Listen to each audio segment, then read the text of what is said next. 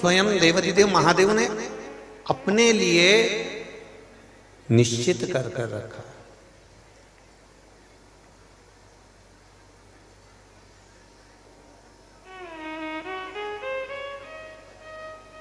हमारे देव आदिदेव महादेव जिस भूमि पर रहते हैं वो मृत्यु लोक कहलाता है। एक बात अपने चित्त वृत्ति में लेकर आइएगा कि हम और आप कभी बैकुंठ गए कि ना गए ये पता नहीं है।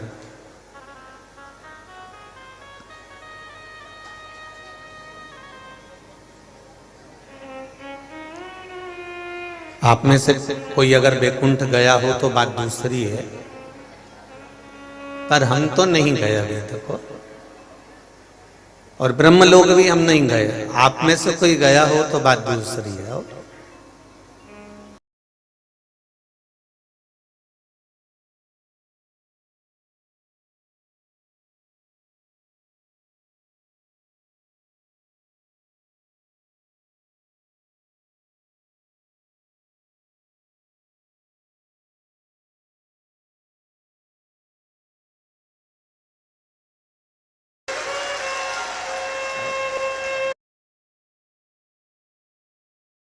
तो कभी ब्रह्मलोक भी नहीं गए और ना हम कभी बैकुंठ लोक गए, ना हम कभी इंद्र लोक गए। जितने भी देवी देवताओं के लोक हैं ये सारे लोक आप गए या हम गए, कोई गया ना गया ये तो नहीं मालूम, पर इतना मालूम है कि बैकुंठ लोक में भगवान विष्णु हैं तो उनका लोक है। ब्रह्मा जी ब्रह्म लोक में निवास करते हैं इसलिए उनका लोक है। इंद्र लोक में निवास करते हैं इसलिए उनका लोक है। भगवान कृष्ण गौलोक में निवास करते हैं इसलिए उनका लोक है। पर मेरा देव अधिदेव महादेव मृत्यु लोक में निवास करता है, ये लोक मैंने जरूर देखा है, ये निश्चित है। इसका गौरव आपको और हमको दोनों जगह पर होना चाहिए। इसका गौरव आप और हमको होना चाहिए कि कोई पूछे कि तुमने किसी लोक का दर्शन किया है?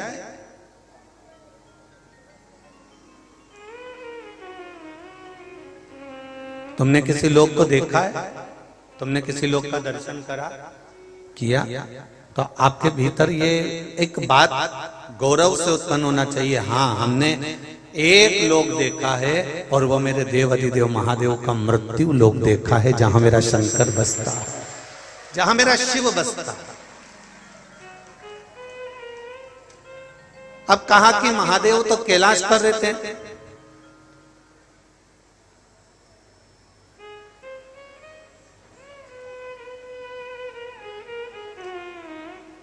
सारे लोक की एक राजधानी होती है।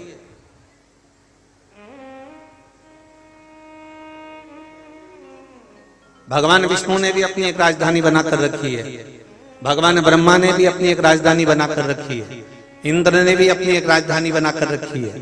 ब्रह्मलोक में जाएंगे तो ब्रह्मलोक में एक राजधानी मिलेगी, बैकुंठ में जाएंगे तो बैकुंठ लोक में एक राजधानी मिलेगी, इंद्रलोक जाएंगे तो इंद्रलोक में एक राजधानी मिलेगी। मृत्यु लोक में देवाधिदेव महादेव की राजधानी कौन सी है? तो बाबा देवाधिदेव महादेव ने कहा मेरी एक ही राजधानी है काशी, जहां पर मैं न्याय करने बैठेगा। जहां मेरा देव अधिदेव महादेव, जहां मेरा वो घड़दानी, जहां मेरा बाबा केवल न्याय करने बैठता है। और न्याय की मूर्ति मेरे देव अधिदेव महादेव कहते हैं कि मृत्यु के समय पर जब श्वास आखिरी चल रही हो, अंतिम चल रही हो, मृत्यु के समय पर जब श्वास अंतिम बिंदु पर होती है, तब मेरे देव अधिदेव महादेव कहते हैं कि सारी दुनिया के लोग महामृत्युंजय को याद करते हैं। उसका एक कारण है क्योंकि मैं उस समय पर खड़ा होकर उसकी श्वासों की गिनती में न्याय प्रदान करता हूं और उसको मोक्ष दे देता हूं, फिर उसको संसार सागर में भटकने नहीं देता। मैं संसार सागर में फिर वो भटकने नहीं देता।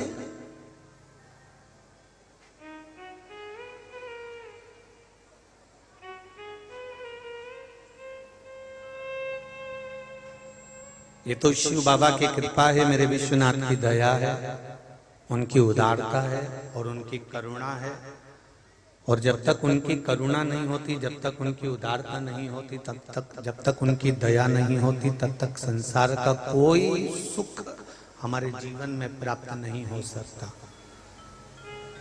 कोई सुख हमारे जीवन में मिल ही नहीं सकता।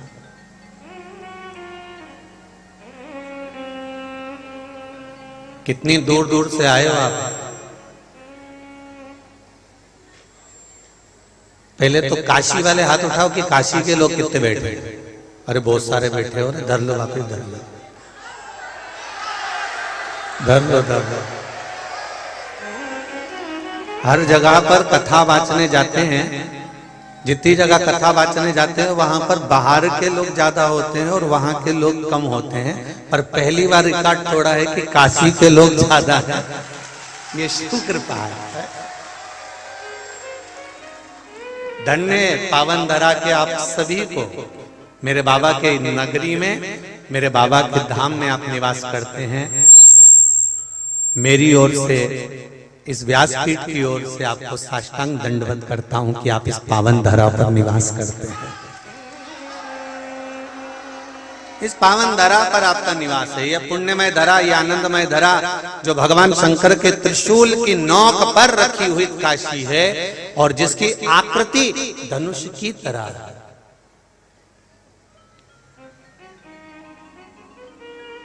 जहां पर राजा हरिश्चंद्र जैसे, जहां पर राजा विक्रमादित्य जैसे, जहां पर राजा हरिश्चंद्र विक्रमादित्य जैसे स्वयं आकर तप साधना करते हो, स्वयं आकर भगवान की अविरल भक्ति में डूबते हो, स्वयं आकर भगवान की अविरल भक्ति का रस तत्व ग्रहण करते हो, ऐसी पावन धरा पर निवास मिला। और बहुत बहुत साधुवाद आप सभी को, जितने लोग बाहर से आए हैं, जो काशी का निवास कर रहे हैं। शिव महापुराण की कथा कहती है, स्कंद पुराण कहती है, स्कंद पुराण का काशी खंड कहता है कि काशी की धरा पर बन सके तो 9 रात्रि, बन सके 7 रात्रि, बन सके तो 5 रात्रि, और बन सके अगर इतना भी नहीं हो सके तो कम से कम 1 रात्रि विश्राम कर कर शिव की आराधना करना चाहिए। ये काशी की धरा, पुण्यमय धरा, आनंदमय धरा, जहां मौका मिल जाए वहां बैठकर, जहां मिल जाए वहां बैठकर भगवान की अविरल भक्ति को धारण करिए।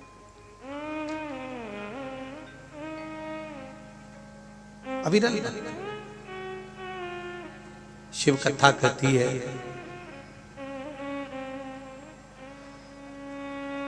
मोमबत्ती बड़ी है कि छोटी है?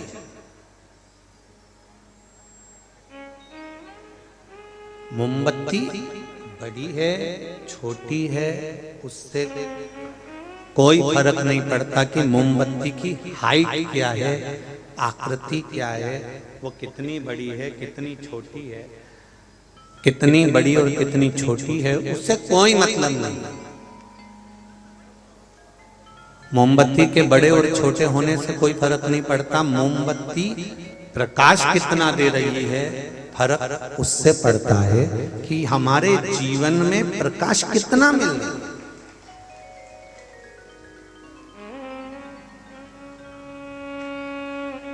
कोई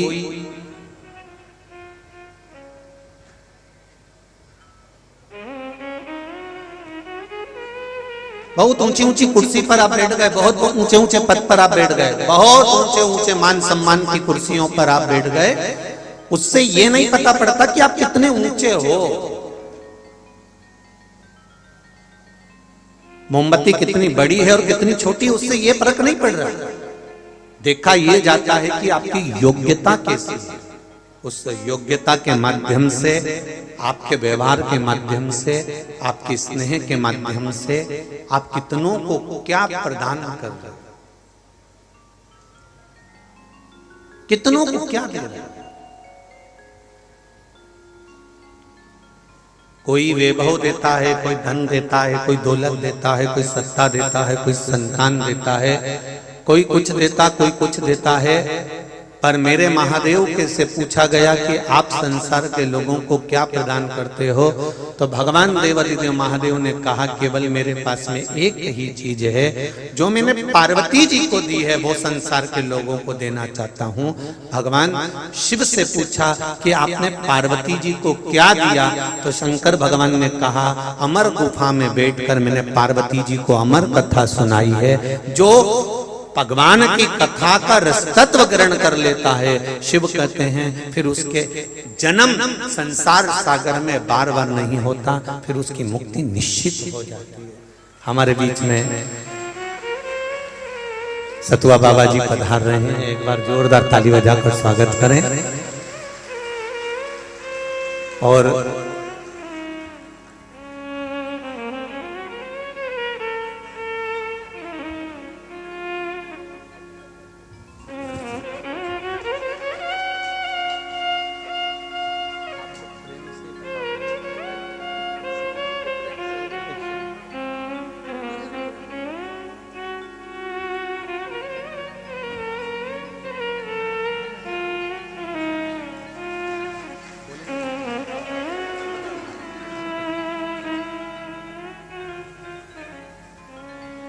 एक बार जोरदार ताली बजाकर स्वागत करें सतु बाबा जी का।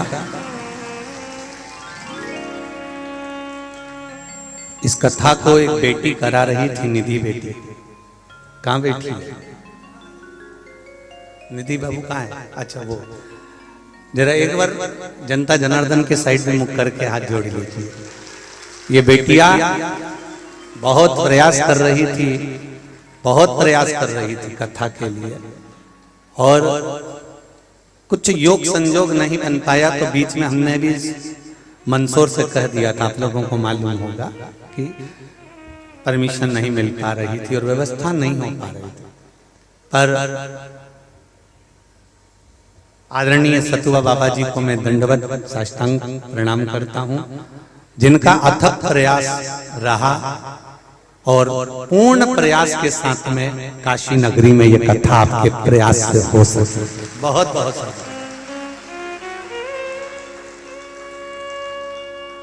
और बहुत आनंद से ये कथा आज प्रारंभ हुई है, नहीं तो बीच में तो बाबा जी की जो कृपा, विश्वनाथ बाबा तो विश्वनाथ है, इसीलिए कहते हैं कि वो विश्वनाथ है। एक बात समझ में तो आती है कि संसार में जब मनुष्य जन्म लेता है, भले लोग कहते हैं इसके माता हैं, इसके पिता हैं, ये हैं वो हैं, पर संसार में जन्म लेने वाला मानव जितना संसार में चींटी हो, झिंगुर हो, जलचर हो, थलचर हो, वायुचर हो, जितने जीव हो, ये सब कहीं लगता नहीं कि ये इनके ऊपर ये अनाथ नहीं है। अगर ये अनाथ हैं तभी तो हमारे यहाँ पर कहा जाता है कि ये विश्वनाथ है, ये भोलेनाथ है, ये श्रीनाथ है, ये रघुनाथ है, ये बद्रीनाथ है, ये केदारनाथ है, अर्थात इनके होने से हम सनातन।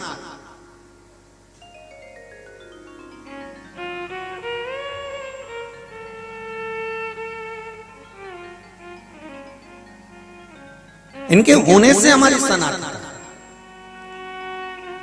और यही बाबा की कृपा, विश्वनाथ की कृपा शिव पुराण कह रही है, भगवान शंकर की पावन कथा कह रही है कि आप बैकुंठ देखे ना देखे, आपने ब्रह्मलोक देखा कि नहीं देखा, आपने इंद्रलोक देखा कि नहीं देखा, पता नहीं, पर यह व्यासपीठ कहती है कि हमने मृत्यु लोक का स्मरण करा है और मृत्यु लोक देखा है, जिसमें मेरा देवाधिदेव महादेव नित्य प्रति निवास करता है। और सबका कार्य अलग है, कोई धन दे रहा है, कोई वैभव दे रहा है, कोई सत्ता दे रहा है, कोई दौलत दे रहा है, कोई संतान दे रहा है, कोई कुछ दे रहा है, पर मेरा महादेव, मेरा देवाधिदेव महादेव अगर कुछ देता है, मेरा देवाधिदेव महादेव अगर कुछ दे रहा है, तो कहा मैं काशी में बैठूं, चाहे मैं केदार में बैठूं, चाहे मैं अमरनाथ में बैठूं, मेरा देवाधिदेव महादेव कहते हैं मैं पार्वती जी को जो दिया हूं वही संसार के लोगों को प्रदान करता हूं। पक्षपात मेरे देवाधिदेव महादेव के पास में नहीं, पक्षपात मेरे भोलेनाथ जी के पास में नहीं है। मेरे शिव जी के पास में तो केवल एक भक्ति है और एक साधन, परमात्मा को पाने का एक मूल साधन। इसलिए आपको बारंबार हम लोग कहते रहते हैं सारी समस्या का हल,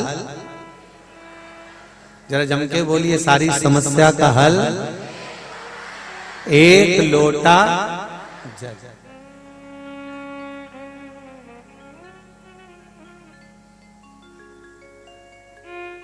भगवान देवादिदेव महादेव ने कहा मैं केवल पार्वती जी को जो अमर तत्व दिया हूं वो संसार के लोगों को केवल अमर तत्वता प्रदान करता है। और अमरता किसको कहते हैं? मतलब आप मरे नहीं तो अमर हो गए क्या? अमरता किसको कहते हैं? शिव महापुराण की कथा कहती है केवल दर्पण में जाकर अपने मुखाग्रबिंद को देख लेने से सुंदरता नहीं होती है। दर्पण से मत पूछो कि आप कितने सुंदर हैं। दर्पण में देखने से सुंदरता प्रतीक नहीं होती है। दर्पण से ना पूछिए कि आप कितने सुंदर हैं। सुंदरता कहां से प्रतीक होती है? तो कहा कि आप कहीं गए, आप कहीं पहुंचे और आपके जाने के बाद में, आपके आने के पहले अगर किसी के मुखाग्रबिंद पर आपके अगर कोई चर्चा है, आपके लिए कोई प्रसन्न चित्तता है, आपके लिए कोई आनंद की बात है, तो समझिएगा कि आप वैसे ही सुंदर हो, वैसे ही आनंदित हो। आपको दर्पण देखने की जरूरत नहीं पड़ती। आपको दर्पण नहीं देखना।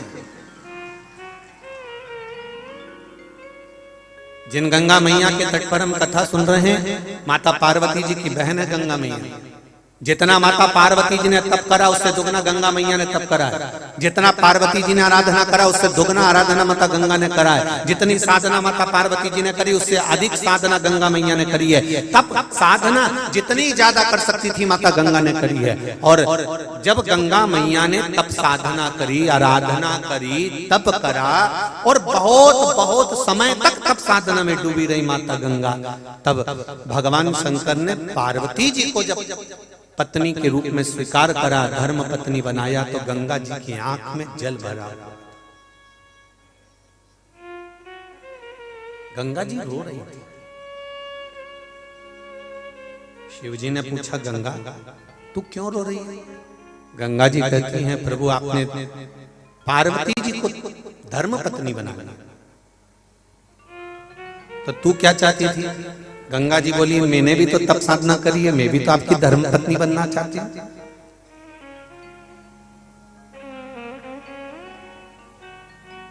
मैं भी तो आपकी धर्म पत्नी बनना चाहती हूं। और आपने गंगा जी कह रही है कि आपने पार्वती जी को धर्म पत्नी बना लिया। भगवान कहते हैं अरे गंगा मैं तुझको धर्म पत्नी नहीं बना सकता। गंगा जी कहती है मेरी आराधना में, मेरे पाठ में, मेरी पूजन में कोई कमी रह गई? आप आए नहीं और सुबह हो गई, मेरी पूजा की थाली धरी की। कोई आराधना में कमी हुई है? कोई पूजन में कमी हुई है? कोई तप साधना में कमी हुई है?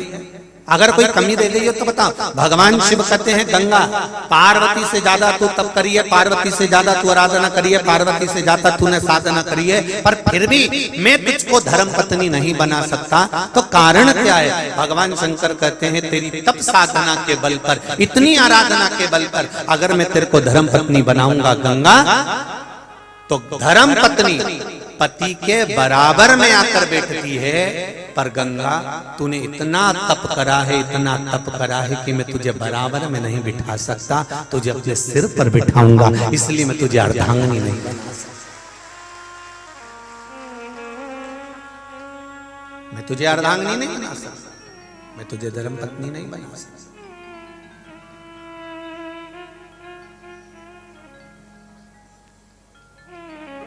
कई लोग कहते हैं हम भगवान को एक लोटा जल चढ़ाते हैं, हम पूजन करते हैं, हम आराधना करते हैं, हम भगवान को भजन करते हैं, कीर्तन करते हैं, मंत्र जाप करते हैं, हम स्मरण करते हैं, हम भगवान की इतनी आराधना करते हैं, इसके बाद भी भगवान हमारी क्यों नहीं सुनता? भगवान से तुम्हारा बैर नहीं है? सुन लो री काशी वाली जी, भगवान से तुम्हारा बैर नहीं है। पर अगर भगवान सुनने के बाद भी अनसुना कर रहा है तो जरूर विचार करिएगा कि तुम्हारे लिए कुछ अच्छा सोच कर रखा होगा उसने।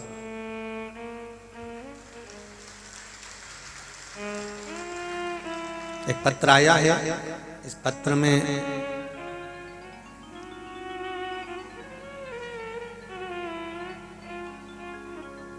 सुरभि अर्पित साहू जबलपुर से हैं, कहीं बैठे हो तो हाथ हिलाइएगा।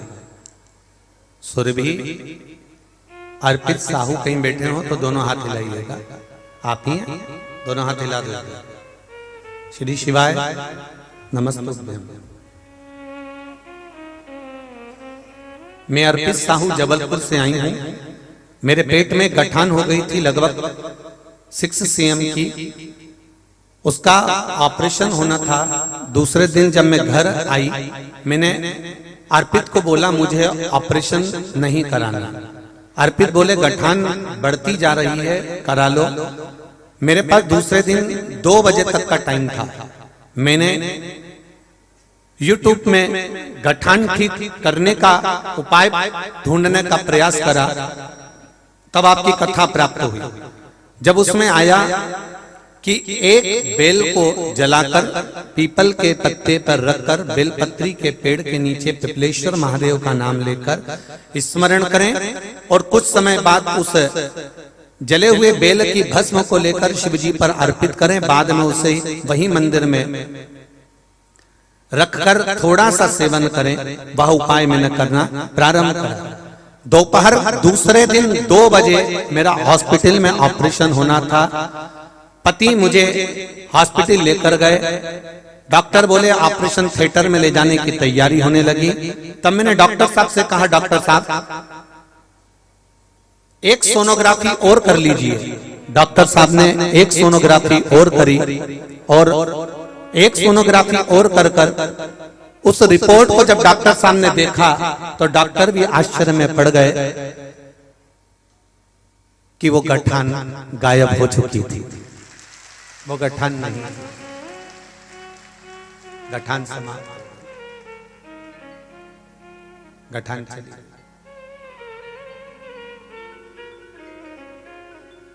अब ठीक है सुरभि, ठीक है बाबू। श्री शिवाय।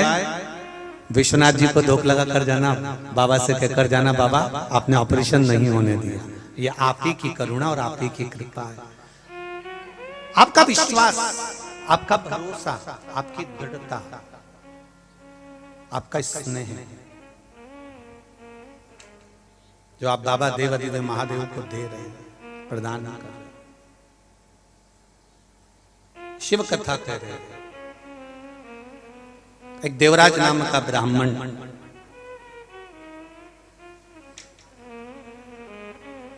ब्राह्मण कुल में जन्म लेने के बाद भी कर्म अच्छा नहीं कर पाया। श्रेष्ठ कर्म से वंचित रहा। कोई श्रेष्ठ कर्म नहीं कर पाया। कभी कभी मनुष्य का जीवन मिल जरूर जाता है, परंतु उस मानव के जीवन को प्राप्त करने के बाद भी उस मानव के मूल तत्व को नहीं समझ पाता। मिल गया मनुष्य की देह, मिल गया मानव का शरीर, उसके बाद भी हम नहीं समझ पाते। कितनी कृपा करी होगी बाबा ने, कितनी दया करी होगी, कितनी करुणा करी होगी कि सारी दुनिया के लोग काशी विश्वनाथ की धरा पर 1 रात्रि 2 रात्रि 5 रात्रि रुकने के लिए आते हैं। पर आप पर बाबा देव अधिदेव महादेव की कितनी कृपा हुई होगी कि आपको काशी का निवास दिया।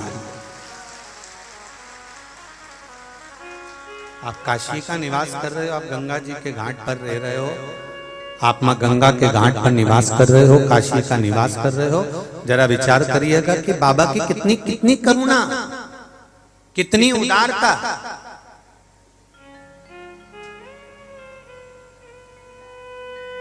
एक बार हमने पहले भी कथा में कहा, आज फिर करें। आप अपने घर में अपने कमरे में कभी भी अटाला चीज नहीं रखते। रखते हो क्या? नहीं। आप अपने कमरे में जो भी रखोगे, आपका फोटो अच्छा वाला, जो बेकार फोटो है उसको फेंक दो, कहीं उठा के रख दो। गुलदस्ता अच्छा वाला, सामान अच्छा वाला, अलमारी अच्छी वाली, ड्रेसिंग अच्छी वाली, जो भी अपने कमरे में रखते हो सब वीआईपी चीज, सब अच्छी चीज रखते हो। तो जरा विचार करिए, मेरे काशी विश्वनाथ ने भी अपनी काशी में अटाला को नहीं रखकर रखा होगा, सब वीआईपी को ही रखकर रखा, जो उसके हैं अपने। यहां रहने वाला एक रिक्शा चलाने वाला भी है, एक झाड़ू लगाने वाला भी है, एक हाथ गाड़ी चलाने वाला भी है, एक स्वीपर भी है। यहां रहने वाला चाहे एक ब्राह्मण हो, क्षत्रिय हो, वैश्य हो, शूद्र हो, जो भी है, यहां रहने वाला एक जरा सा रिक्शा चलाने वाला भी है, एक जरा सा पादुका जोड़ने वाला भी है। तो जरा विचार करिएगा कि विश्वनाथ की नगरी में रह रहे हो तो आप साधारण नहीं हो सकते। मेरे शंकर के पुराने कुछ जुड़े हुए पहले के कोई संबंध होंगे जो बाबा ने आपको इस नगरी में रखा, इस नगरी में रखा। और रहने के बाद भी अगर हमारे मन में, हमारे चित्त में, हमारी वृत्ति में, हमारे भाव में, हमारी चित्त वृत्ति में, हमारे मन में ये भाव उत्पन्न हो जाए कि हम कुछ गलत कर दें, तो ये मन में सोचिएगा कि हमारे विश्वनाथ की नगरी में हम रह रहे हैं और बाबा हमको रखें, तो ये बाबा की कृपा ही तो है, बाबा की करुणा ही तो है।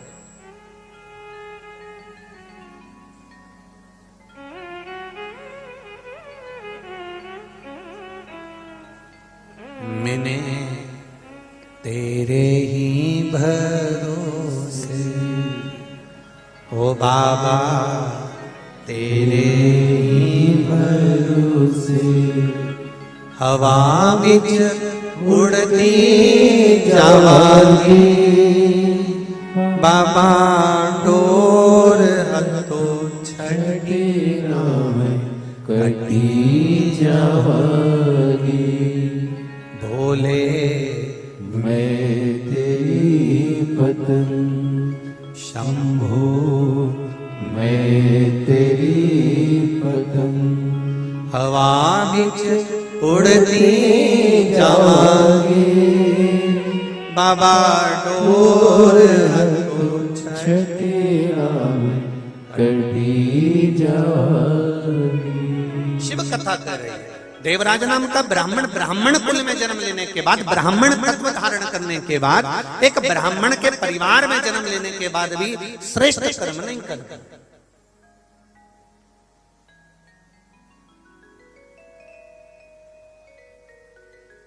महाराज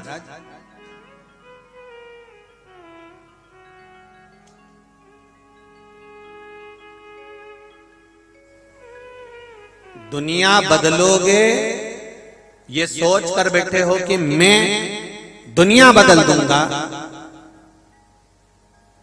दुनिया को बदलने में लग जाओगे तो स्वयं एक दिन हार जाओगे। याद रखना एक बात को, ये विश्वनाथ की नगरी से कथा सुन रहे हो जितने लोग आस्था चैनल पर, फेसबुक, यूट्यूब पर, और जितने इस मां गंगा के पावन तट पर, विश्वनाथ की धरा पर, और कथा भी कहां हो रही है? विश्व सुंदरी पुल के नीचे।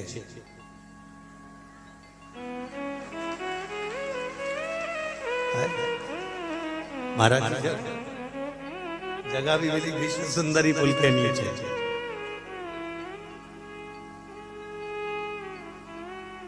तो यहाँ जितनी भी बैठी हैं सब विश्व सुंदरी ही हैं। और यहाँ हम लेडीज और पुरुष से मतलब नहीं रख रहे हैं कि महिला को कहा गुरुजी ने कि पुरुष को कहा। यहाँ तो जितने पुरुष हो, महिला हो, जितने हो, अब बाबा की राजधानी में बैठे हो, बाबा की राजधानी में, तो शंकर भगवान के पास तो जो भी आता है वो शिव का गण ही रहता है। तो उसमें अब ये थोड़ी ना है कि ये गणी है कि गण है। यहाँ तो सब एक बराबर है। यहाँ तो आत्मा देखी जाती है, चित्त वृत्ति मन देखा जाता है। तो हृदय की सुंदरता होना चाहिए। दुनिया बदलोगे तो स्वयं हार जाओगे। शिव महापुराण कहती है कि दुनिया को बदलने चलोगे तो स्वयं हार जाओगे।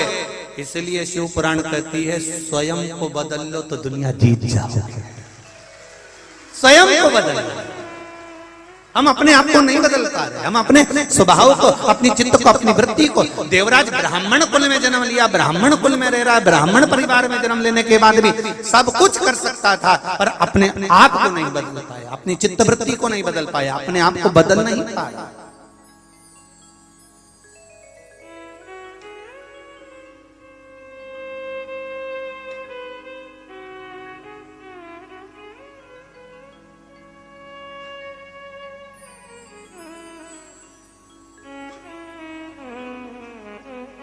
और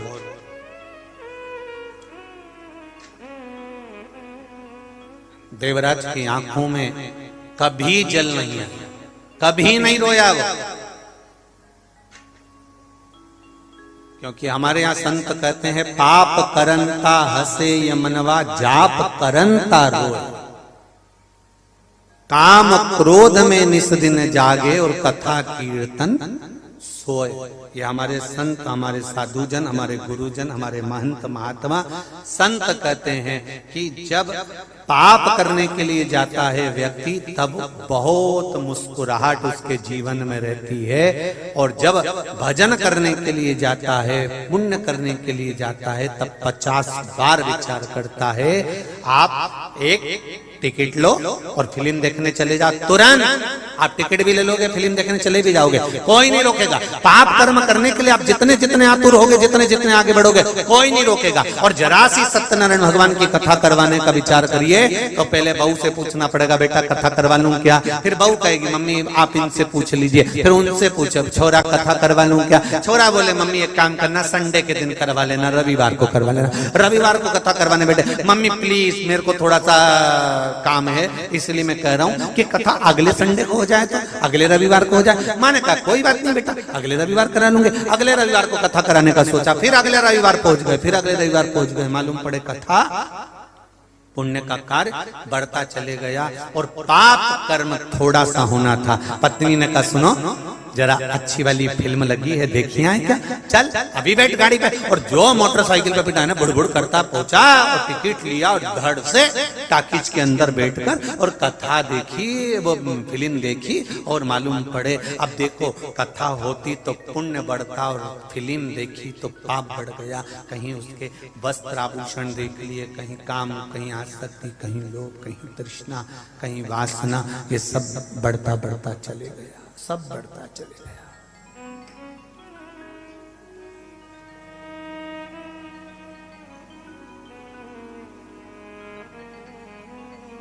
भगवान शंकर के होना,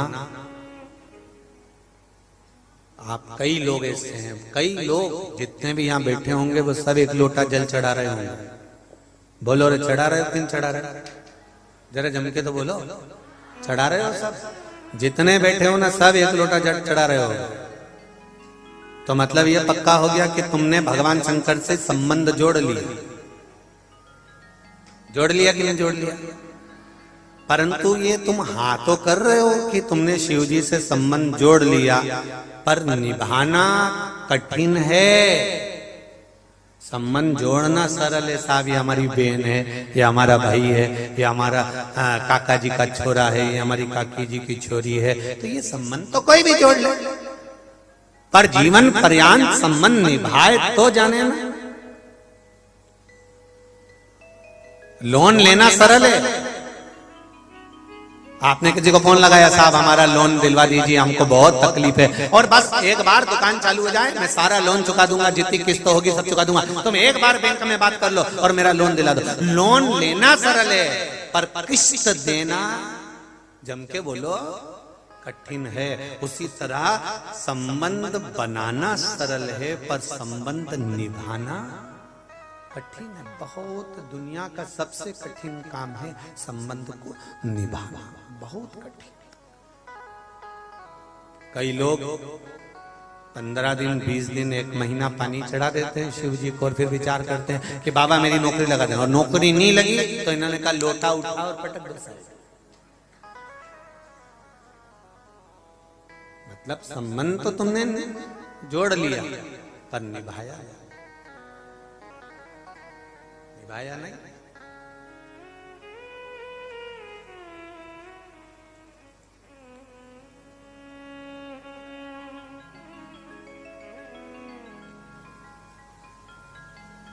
देवराज ने ब्राह्मण कुल में जन्म लेने के बाद कोई अच्छा काम नहीं किया।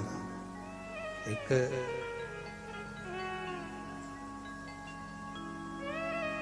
घर में पत्नी भी है, बच्चे भी हैं, कुटुंब भी है, कबीला भी है।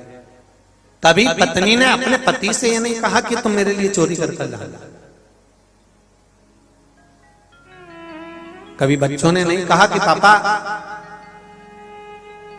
पिताजी मेरे लिए कुछ चुरा कर ला। इतने बैठे हो, जितनी माताएं बैठी हैं उससे ज्यादा आज कथा में पुरुष वर्ग भी बैठा हुआ है। यहाँ जितने पुरुष वर्ग बैठे हैं, कभी दिल से हाथ रखकर बोलना कि तुम्हारी पत्नी ने कभी कहा कि तुम चोरी कर कर लाओ? तुम्हारे बच्चों ने कभी कहा कि पापा मेरी अच्छी एजुकेशन के लिए, मेरी अच्छी पढ़ाई के लिए आप चोरी कर कर लाना, आप मेरे लिए झूठ बोल कर लाना, कपट कर कर लाना, बेईमानी कर कर लाना, गलत काम कर कर लाना? कभी ना पत्नी कहती है कि तुम गलत काम करो और ना कभी बच्चे कहते हैं कि गलत काम करो। पर तुम अपने मन से दुकान पर बैठकर व्यापार में, नौकरी में, व्यवसाय में एक का दो करना चालू करते हो। क्यों? क्योंकि तुम्हें लगता है मेरी पत्नी का, मेरे परिवार का मुझे भरण पोषण करना है, मुझे अपने परिवार को संभालना है, मुझे अपने परिवार के लिए कुछ करना है, परिवार के लिए कुछ करना है। एक आगे बढ़ने की ललकता तुम्हारे भीतर प्रकट होती चली जाती।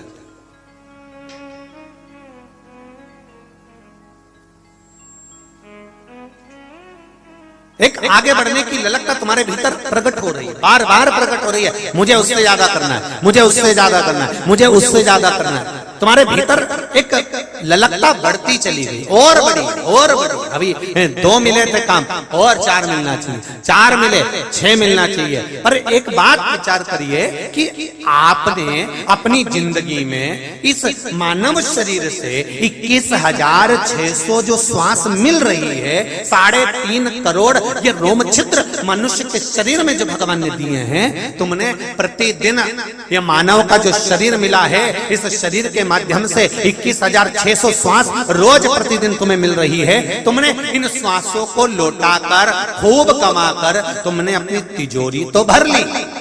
पर कभी विचार करा कि तिजोरी तो भरा गई, पर ये शरीर के अंदर जो आत्मा बैठी थी, चित्त वृत्ति बैठी थी, श्वास बैठी थी, ये सब धीरे धीरे धीरे धीरे कलकर पूरी की पूरी खाली हो गई। कब बचपन निकल गया, कब जवानी निकल गई, कब अधेड़ी निकल गई, और कब बुढ़ापा आ गया। सारा की सारा, पूरा की पूरा तिजोरी का जो ये माल था, पूरा समाप्त हो गया। अंतिम बिंदु में जब प्राण छूटने का समय आया, तब भगवान को याद करा तो भगवान ने भी पूछा कि तेरा बचपन, तेरी जवानी, तेरी अधेड़ी सब गवा दिया, बुढ़ापे में तिजोरी संभालने आया तो ये तिजोरी में कुछ बचा तो है ही नहीं, अब तो ये गया। क्या मिला हमको? जितने लोग काशी की धरा पर आए, जितने लोग काशी की पुण्य भूमि पर पधारे हो, जितने लोग भी काशी की इस पावन धरा पर आकर कथा का स्नान कर रहे हो, आप 1 घंटे के लिए, 2 घंटे के लिए, 3 घंटे के लिए, जितनी देर के लिए आप काशी की पावन धरा पर आए हो, मेरा निवेदन केवल इतना है कि गंगा के घाट पर, काशी की पुण्य में धरा पर जितनी देर बैठो उतनी देर। और जितने लोग आस्था चैनल पर, जितने लोग फेसबुक यूट्यूब पर कथा सुन रहे हैं काशी की पावन धरा से, ये पावन कथा का रसतत्व ग्रहण कर रहे हैं, उनसे निवेदन है जितनी देर रहना उतनी देर भगवान की भक्ति में डूबे रहना। भगवान से ये प्रार्थना करना, भगवान कि कार्तिक के महीने में मैं कथा सुन रही हूँ, इस शरीर से कोई गलत काम ना हो जाए, बस इतना ध्यान रखना और मेरा भजन होता रहे, बस इतनी कृपा करना, बहुत इतना।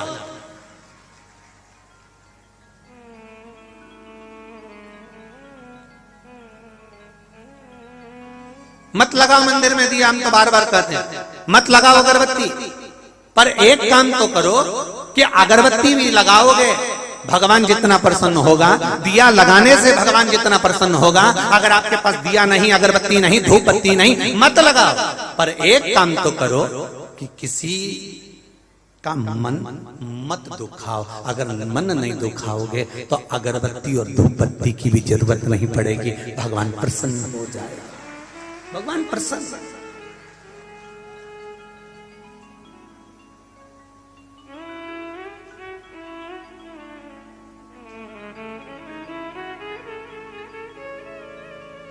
कल हम जब आए बाबा जी, भक्त लोग बता रहे थे कि यहाँ रात से ही लोगों ने जगह संभाली, पूरी रात से जगह संभाल कर बैठ कर कथा का इंतजार हो रहा था कि बस कथा सुनना। कितना विश्वास होगा आपका, कितना भरोसा, कितनी दृढ़ता।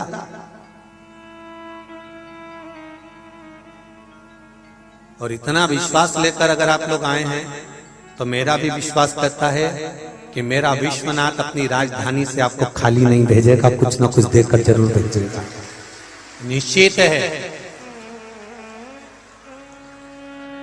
साधारण नहीं है। वो भजन इतने दिन से गा रहे थे अपन, वो भजन आज सिद्ध हो गया।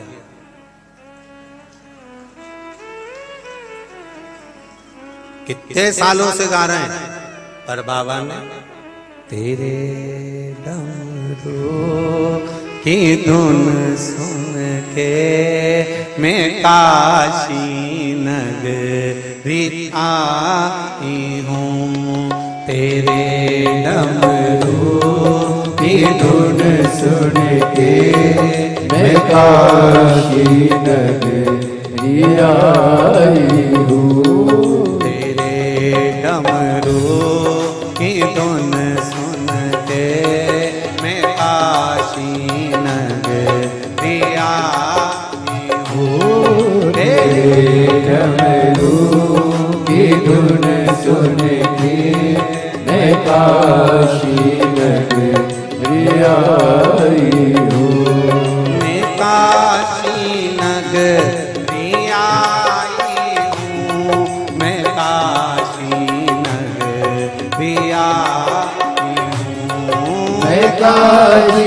नगरी आई हूँ। मैं काशी नगरी आई हूँ। मैं काशी नगरी आई हूँ। मैं काशी नगरी आई हूँ। मैं काशी नगरी आई हूँ। मैं काशी नगरी आई हूँ। मैं काशी नगरी आई हूँ।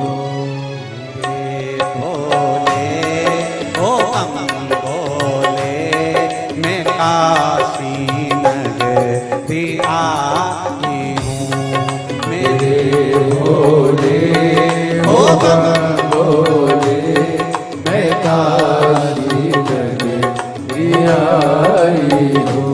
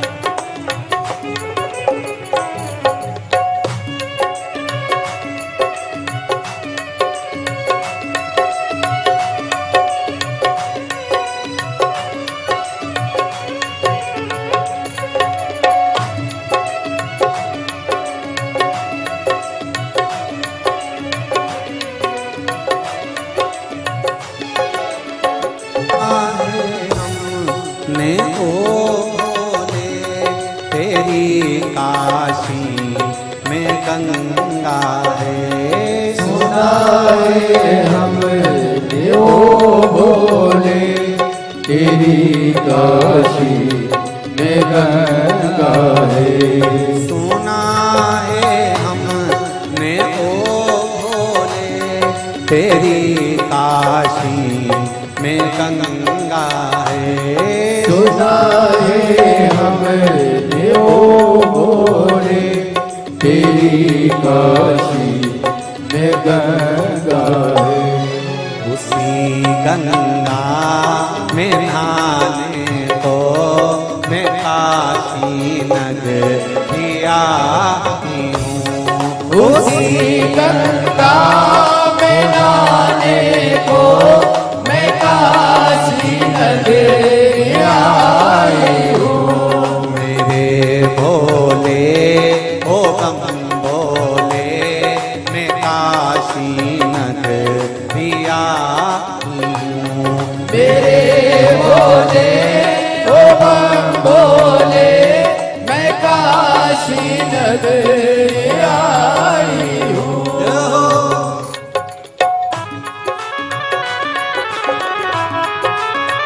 हरि बोल।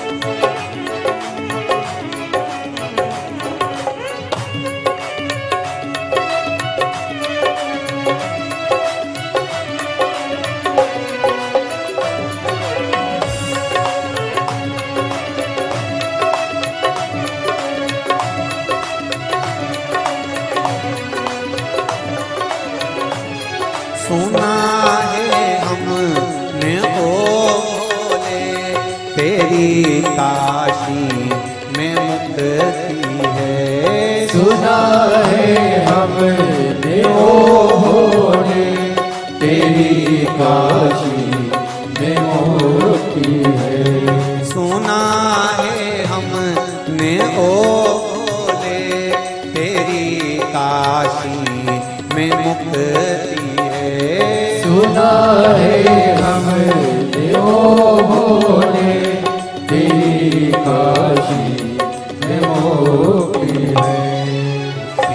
मोक्ति को पाने को मैं काशी नगरी आई हूँ। उसी मोक्ति को पाने को मैं काशी नगरी आई हूँ।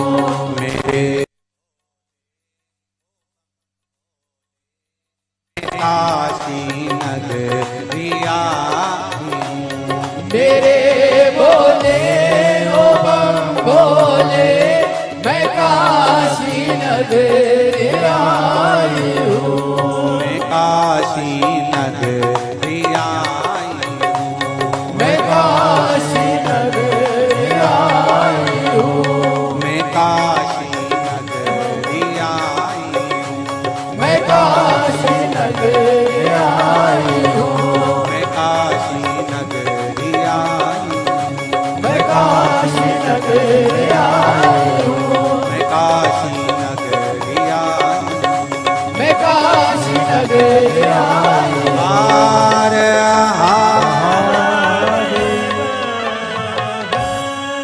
अपनी जगह बैठकर भगवान शंकर के मूल मंत्र का स्मरण।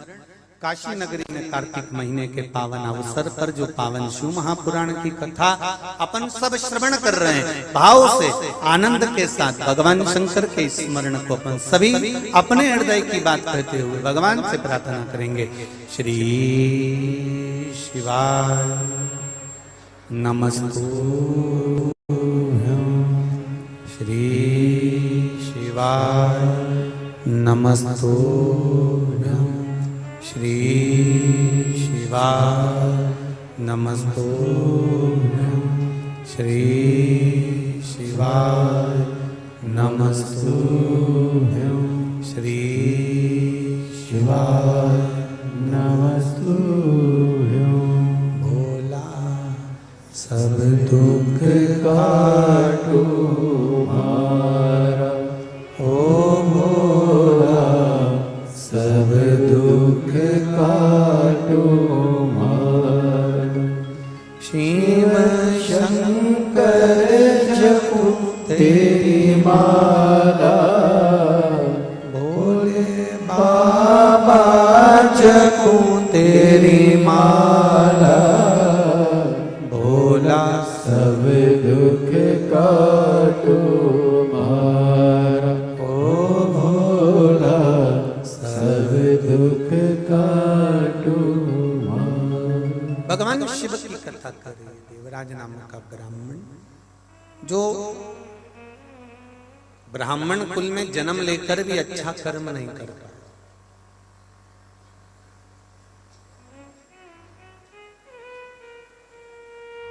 काशी में जन्म लेने के बाद भगवान शिव के मंदिर में पहुंचने के बाद, भगवान शंकर की धरा पर आने के बाद भी अगर आप अच्छा कर्म ना कर पाए तो आपका जीवन फिर व्यर्थ है।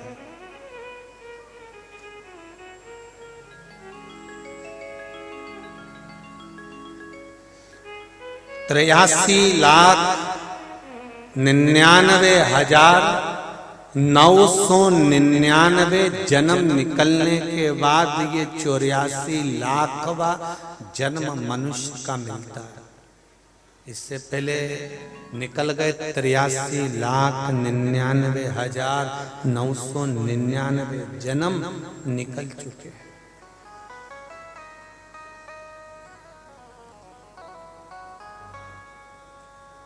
वो जन्म निकलने के बाद में फिर ये मनुष्य की देह 84,00,000वें नंबर पर प्राप्त हुई, और वो भी हम यूं ही कमा दें तो कोई मतलब का।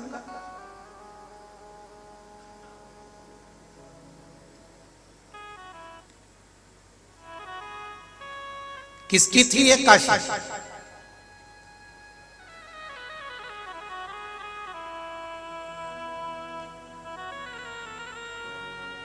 50,000 वर्ष तक भगवान बैकुंठ छोड़कर काशी में रहकर भगवान ने नियम लिया था। भगवान विष्णु ने एक नियम भगवान विष्णु ने धारण करा था कि सबसे पहले जब पृथ्वी का निर्माण होगा, सृष्टि का निर्माण होगा, सूर्य की किरण जहां पर पहली पड़ेगी, जिस जगह पर पहली किरण पड़ेगी उस जगह पर भगवान विष्णु ने कहा था मैं अखंड तप करूंगा। और जैसे ही पृथ्वी का निर्माण हुआ, सृष्टि का निर्माण हुआ, सृष्टि का निर्माण होते से सृष्टि का जैसे ही निर्माण हुआ, सृष्टि का निर्माण होते से, पृथ्वी का निर्माण होते से सूर्य की पहली किरण सबसे पहले काशी में पड़ी। तो भगवान विष्णु बैकुंठ छोड़कर काशी में आकर निवास कर गए। भगवान विष्णु बैकुंठ छोड़कर काशी में आ गए और भगवान विष्णु ने इसी काशी में 50,000 वर्षों तक भगवान विष्णु ने काशी में रहकर तप साधना।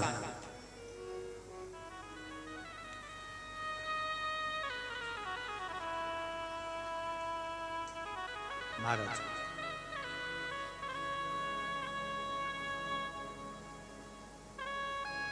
काशी को देखकर भगवान बड़े प्रसन्न होते थे।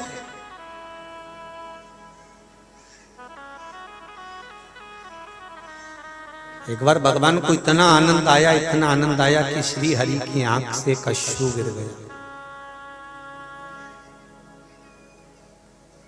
उससे एक सरोवर बन गया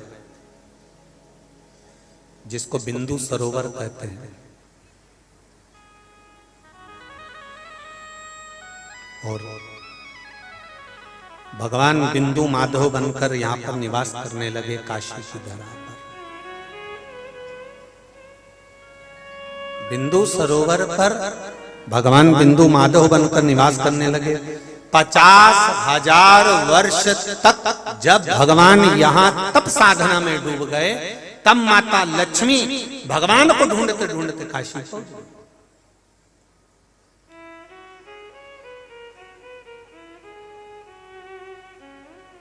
सारी दुनिया में शिव जी के पास में पार्वती जी मिलती हैं, पर पूरी दुनिया में केवल एक विश्वनाथ ही है जहां पर माता अन्नपूर्णा मिलती है। जहां अन्नपूर्णा महारानी मिलती है वो पूरी दुनिया में एक ही है, विश्वनाथ की पावन धरा ये काशी। ये विश्वनाथ की पावन धरा ये काशी, जहां अन्नपूर्णा भगवान शंकर के साथ विराज। आई माता लक्ष्मी भ्रमण करती करती काशी में पहुंच गई। देखा तो भगवान नारायण तो तप में लीन, भगवान विष्णु तो तप साधना में लीन। उन्हें कोई मतलब नहीं कि कौन आया। भगवान तब जब तप साधना में लीन हो गए, लक्ष्मी जी के नैनों में जल भर गया तो लक्ष्मी जी दौड़कर अपने मायके चली गई।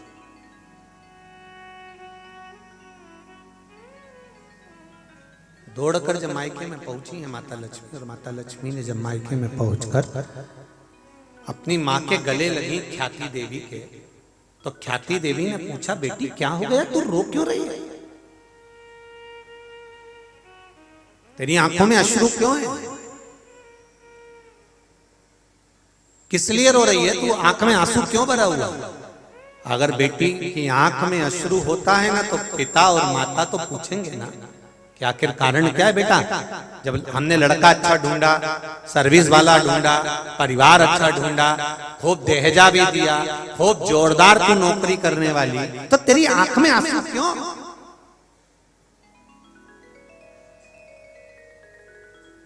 तू क्यों रो रही है?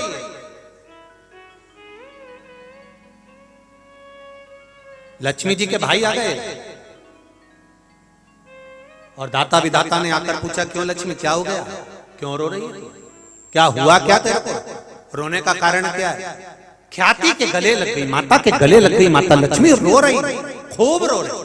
माँ ने खूब पूछा, बेटा हुआ क्या, क्या कारण है तू रो रही है? तब लक्ष्मी जी ने कहा, माँ मेरे स्वामी बैकुंठ को छोड़कर 50,000 वर्ष का तप करने के लिए काशी में जाकर निवास करा है, और वो वहां तप की मुद्रा में, साधना की मुद्रा में बैठे हुए हैं। मैं गई, वहां पहुंची, पर मैंने देखा कि वहां नारायण मुझे देख भी नहीं रहे,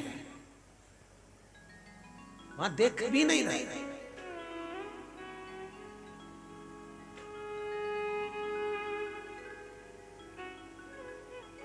उसके लाखों दीवाने बड़े से बड़े उसके चरणों में कंकन माटी से पड़े हैं।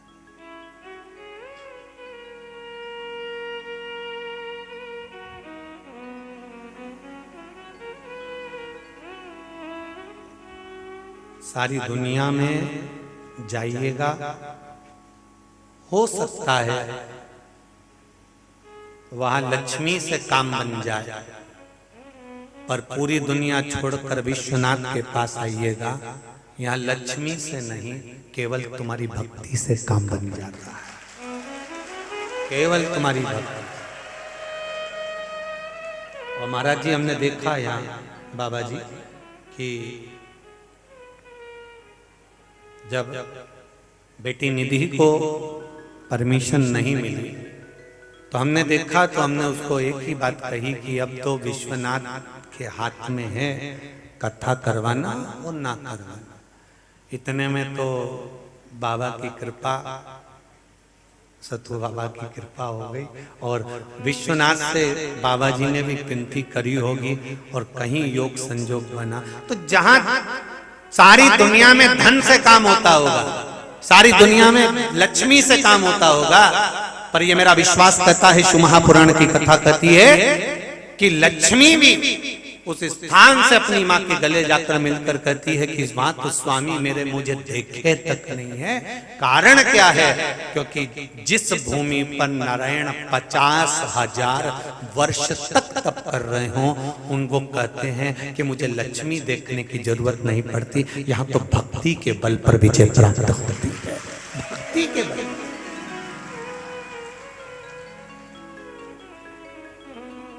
केवल भक्ति विशेष।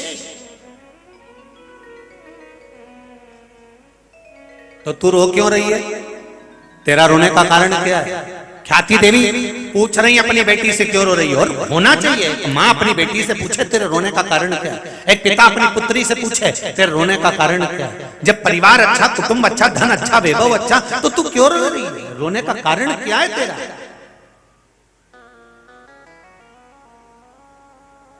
माँ, स्वामी ने मुझे देखा नहीं, तो तू भी तप साधना में लग जा, तू भी तप साधना कर, तू भी आराधना कर, तू भी भक्ति धारण कर। कौन माँ होगी जो अपनी बेटी से कहेगी कि ये काम कर?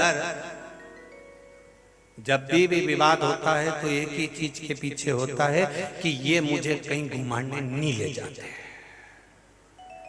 सबसे बड़ी लड़ाई इसी बात की चालू हो जाती है कि मम्मी ये मुझे कहीं नहीं लेके जाते, अकेले चले जाते हैं, मुझे कहीं घुमाने नहीं ले जाते। तो तुमने अपनी बेटी को ये समझाया कि बेटा एक काम करा कर, तू घूमने जाने की जगह बोला कर मुझे विश्वनाथ ले चलो, मुझे केदारनाथ ले चलो, मुझे महाकाल ले चलो, मुझे नागेश्वर, मुझे सोमनाथ ले चलो। कभी कभी अब नहीं ले जा रहा कहीं घुमाने की, मेरे को ऊटी नहीं ले जा रहे हैं, गोवा नहीं ले जा रहे, तो तू कह दिया कर मुझे विश्वनाथ ले चलो, चलो वहां चलो। तो उससे क्या होगा? तो माँ ख्याति देवी ने अपनी बेटी को कितना सुंदर ज्ञान दिया है। जरा मैं हर माता से निवेदन करूंगा कि बेटी जब रोकर आपके गले लगे और कहे कि मेरा पति मुझे ध्यान नहीं देता, तो आपको कहना है कि वो अगर ध्यान नहीं दे रहा तो तू एक काम कर कि वो भी भक्ति में डूबा है तो तू भी भजन में डूब जा, थोड़ा स्मरण में डूब।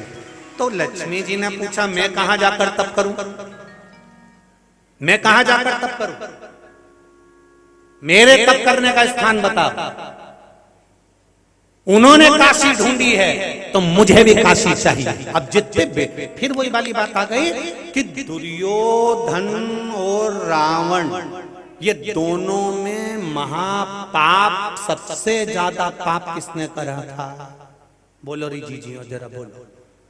दुर्योधन ने ज्यादा पाप करा था कि रावण ने ज्यादा पाप करा था? बोलो, जम के बोलो जरा। दुर्योधन ने ज्यादा पाप करा था। रावण ने तो करा ही क्या था? सीता जी को हर के लाया ने अशोक वाटिका में रख दिया। और दुर्योधन ने केस पकड़ा, दुशासन ने सभा में लेकर आ गया। दुशासन और दुर्योधन चीर खींच रहे हैं द्रौपदी का। एक नारी को भरी सभा में नग्न करा जा रहा था। तो रावण ने तो सीता जी को केवल अशोक वाटिका में ले जाकर रखा था। रोज कहता था सीता तुम मेरी बन जाओ, पर कभी उसने माता जानकी के वस्त्र को स्पर्श कर कर नहीं खींचा। तो इससे बड़ा द्रोही, इससे बड़ा राक्षस प्रवृत्ति का तो दुशासन था। फिर दशहरे पर दुशासन का पुतला क्यों नहीं जलता? दुर्योधन का क्यों नहीं जलता? केवल जलता है तो रावण का ही जलता। इनसे बड़ा पापी तो वो था कि उसने पाप कर्म कर दिया था, एक नारी के वस्त्र को भरी सभा में खींच दिया था।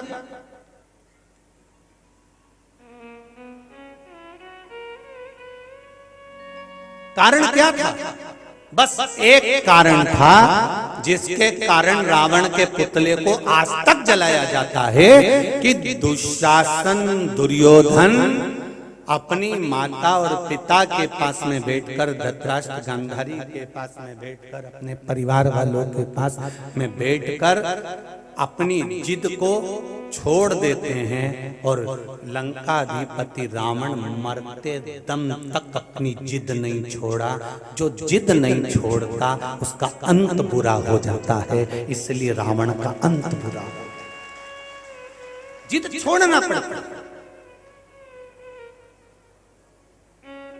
माता लक्ष्मी ने कहा जब मेरे पति काशी में तप कर रहे तो मुझको अभी काशी चाहिए, मैं बिना काशी के तप नहीं करूंगी। तो माता ख्याति देवी ने कहा चली जा काशी में, जा तू भी जा काशी में, वहीं पे तप कर ले। नहीं, मैं नहीं जाऊं। कई माताएं जब लड़ाई कर लेती ना अपने पति से, पत्नियां, तो वो कहती इनकी गाड़ी में तो बैठ के नहीं जाऊंगी तो नहीं जाऊंगी, ये अलग गाड़ी में जाए, मैं दूसरी गाड़ी में जाऊंगी। तो पति बेचारा फिएट में गया और ये एम्बेसडर में गया। अब दिक्कत तो अब ये कि मेरे को भी काशी चाहिए और ये मैं काशी के बिना तप नहीं करूंगी। तो माता ख्याति देवी ने कहा कि सुनो लक्ष्मी, एक काम करो कि तुम नारायण की धर्म पत्नी हो, नारायण अगर तप करते हैं तो काशी बन जाती है, तू तप करेगी तो वो भी काशी बन जाएगी। इतने में लक्ष्मी जी भ्रमण करती करती उत्तराखंड की भूमि पर पहुंच गई। जिस उत्तराखंड की भूमि पर लक्ष्मी जी ने तप करा तो वहां भी एक काशी यहां है और एक काशी, कौन सी काशी कहते हैं उसको, जम के बोलो जरा, उत्तर काशी। वहां पहुंच गई माता लक्ष्मी। अब लक्ष्मी जी ने थोड़े समय तक तो तप करा, काशी का निर्माण कर दिया, उत्तर काशी बस गई, पर लक्ष्मी जी का चित्तवृत्ति नहीं लगा। लक्ष्मी जी भ्रमण के लिए निकल गई। भ्रमण करते करते करते करते भगवान शंकर के धाम में पहुंच गई। कहां? बद्री विशाल शंकर जी का धाम था, जहां पर भगवान शिव पार्वती जी के साथ रहते थे। कैलाश भगवान शंकर जहां बैठकर तप साधना करते थे, और बद्री का आश्रम जहां पर भगवान शिव माता पार्वती जी के साथ में अपने घर में निवास करते थे। लक्ष्मी जी भ्रमण करती करती करती करती उस पावन धरा पर वहां पहुंच गई। और लक्ष्मी जी वहां पहुंचकर बद्रिकाश्रम में जब लक्ष्मी जी ने देखा कि बड़ा सुंदर बद्रिकाश्रम है, पेड़ के पौधे लगे हैं, बद्रिकाश्रम बड़ा सुंदर है, देखकर लक्ष्मी जी तुरंत भगवान के पास में आई। आज नारायण भगवान की 50,000 वर्ष की साधना पूर्ण हो चुकी थी। साधना पूर्ण हुई, लक्ष्मी जी आकर विराजमान हुई। जैसे ही लक्ष्मी जी आकर विराजमान हुई, भगवान विष्णु ने देखा लक्ष्मी आज तू बड़ी प्रसन्न दिख रही है, तेरी प्रसन्नता का कारण क्या है, तू इतनी आनंदित क्यों दिख रही है?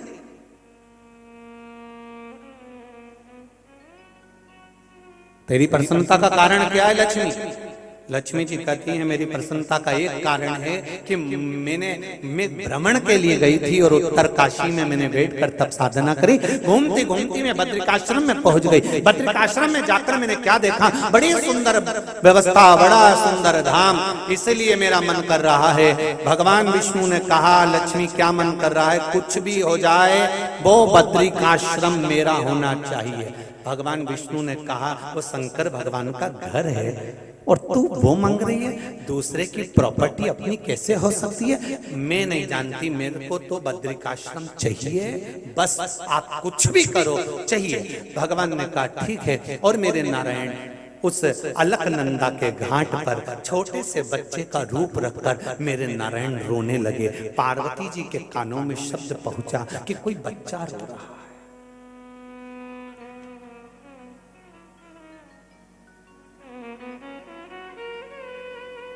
ये काशी की कथा चल रही है, ये काशी का महत्म चल रहा है।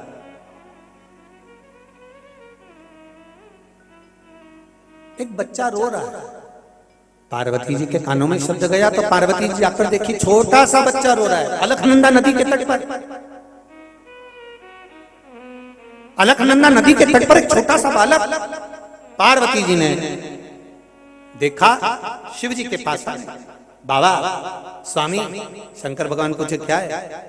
कोई माँ अपने बच्चे को भूल गई अलकनंदा के तट पर, बहुत रो रहा, बहुत रो, और बड़ा सुंदर है प्रभु, बड़ा सुंदर।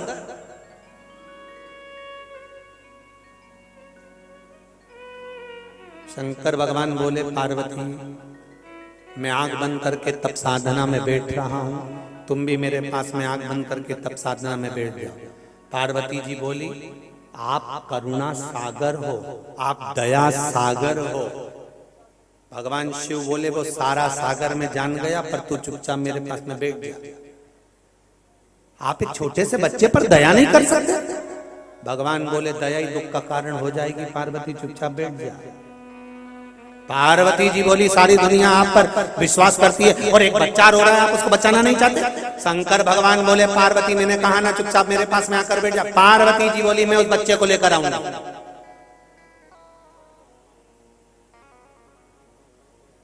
प्रभु, छोटा सा बच्चा है, उसको गोदी में लेकर आऊंगा। शंकर भगवान ने कहा, पार्वती तू जानती नहीं है, किसी के बच्चे को अगर गोदी ले लो तो पूरी जायदाद देना पड़ती है, तुझे मालूम नहीं?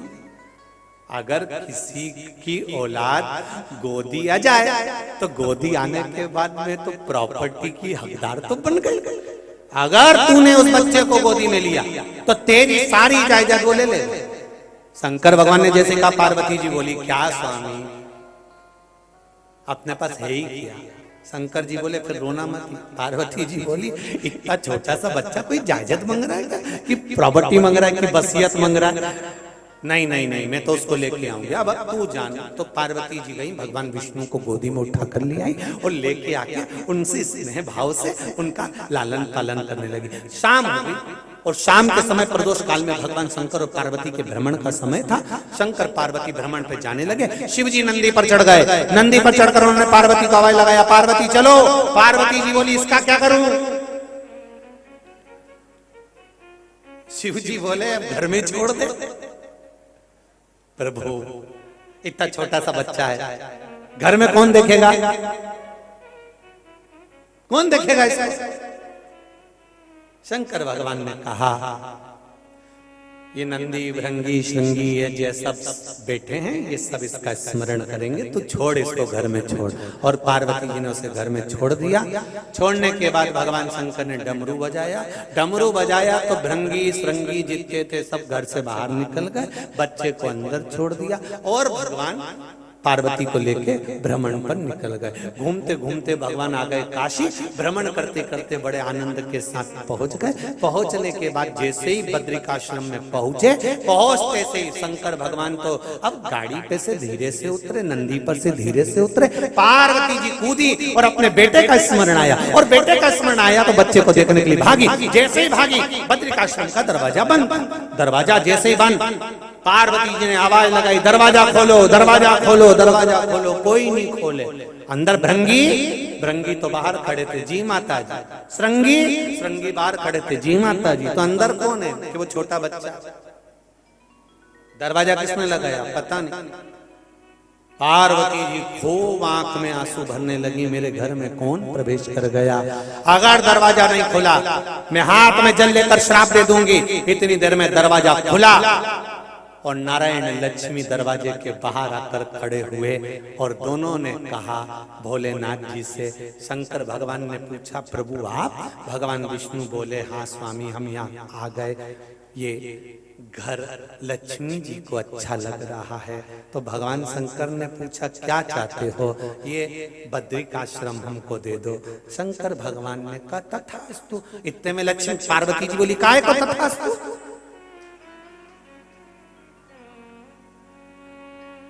ये काय को तथास्तु?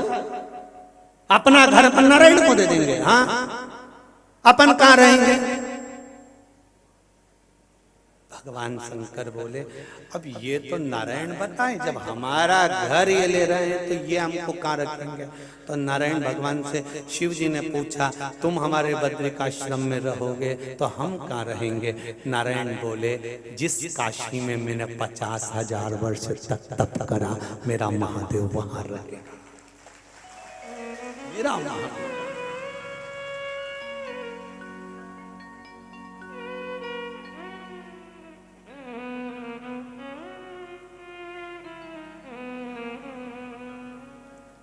शिव जी बोले, मैं गंगा के बिना नहीं रह सकता। यहां पर अलग गंगा है, मैं गंगा के बिना नहीं रह सकता। भगवान नारायण ने कहा चिंता मत करो, वहां गंगा, वो कहे ना तुम रूठे रहो भोले, हम तुम्हें मनाएंगे, आहों में असर होगा,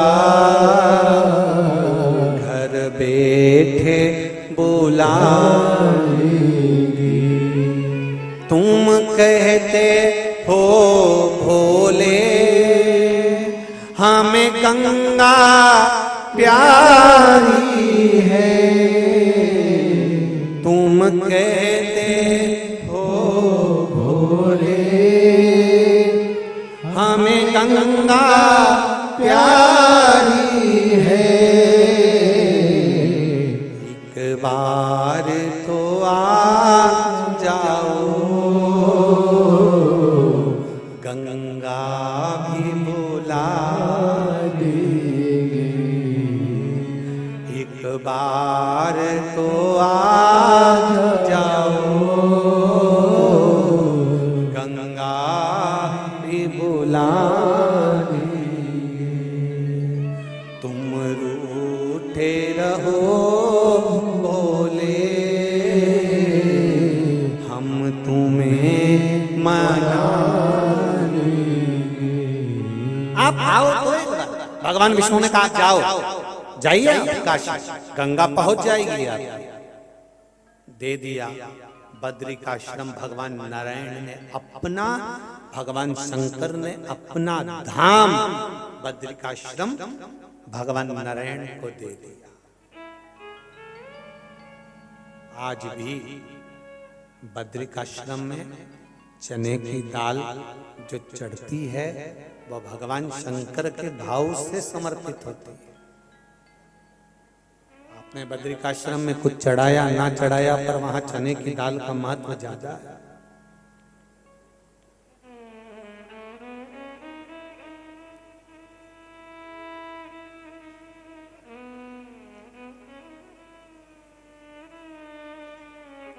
भगवान आए, स्वयं नारायण लक्ष्मी भगवान शंकर को लेकर, बिंदु माधव स्वयं इस काशी की पावन धरा पर भगवान शंकर को लेकर आए। और भगवान शिव ने जो काशी को देखा, जो काशी,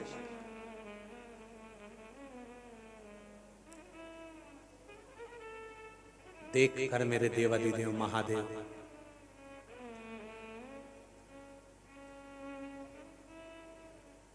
पार्वती जी को निहारने लगे। पार्वती जी शिव जी को देख रही और शंकर भगवान माता पार्वती को देख रहे। इसलिए काशी को नंदन वन कहते हैं। कौन सा वन है ये? जम के बोलो जरा। नंदन वन। उज्जैनी को महाकाल वन कहते हैं। उज्जैनी को क्या कहते हैं? महाकाल वन। इसको कहते हैं नंदन वन काशी। नंदन वन का मतलब क्या है? भगवान शंकर के 13 बच्चों में से कई संतान काशी के नंदन वन से प्रकट हुई, जैसे अशोक सुंदरी ये नंदन वन से प्रकट हुई। अशोक सुंदरी का जन्म ही नंदन वन का।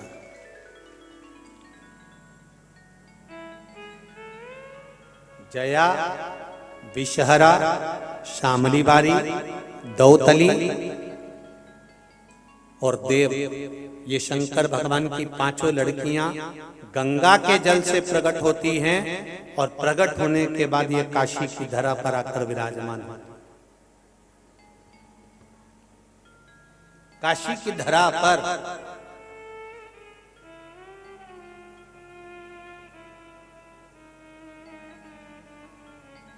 संपूर्ण नगरी।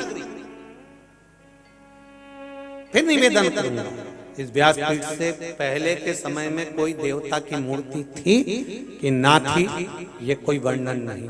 पर शिव महापुराण की कथा, स्कंद पुराण, पद्म पुराण, अग्नि पुराण, नर्मदा पुराण, वायव पुराण, संहिताएं जितनी हैं, जितने शास्त्र, जितने वेद, जितने पुराण कहते हैं कि भारत की भूमि को ही नहीं, पूरे विश्व को, पूरी विश्व की भूमि को कहीं से भी खोद कर देख लो, अगर खोदोगे तो उसके खोदने में एक जरूर निकलेगा, वो मेरा महादेव जरूर निकलेगा, ये निश्चित है।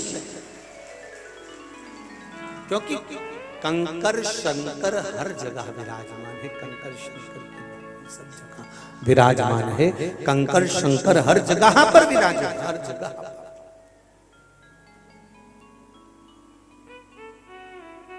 वो प्रकट है, प्राप्त है। महाराज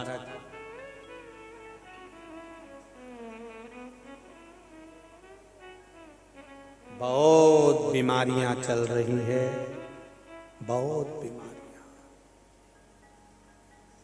वो कहते हैं ना अभी वो कोरोना महामारी आई थी, तो कहते हैं ना बहुत बीमारी चल रही है, इसलिए मुख पर मास्क पहनो और गले में रुद्राक्ष और तुलसी की माला पहनो।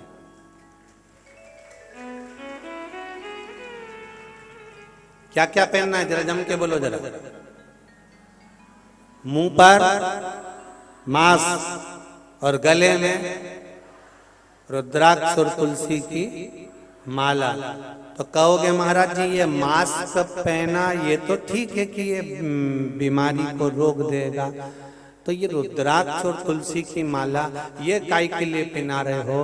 तो कहा संसार में लोग बहुत बीमारी फैला रहे हैं कि शंकर जी की पूजन मत करो, ब्रह्मा जी की पूजन मत करो, विष्णु जी की पूजन मत करो। कोई कहीं सौगंध दिला रहा है, कोई शपथ दिला रहा है, कोई कुछ करा रहा है। इसलिए तुलसी और रुद्राक्ष पहनो जिससे मालूम पड़े कि तुम सनातनी हो, तो ये बीमारी भग जाए।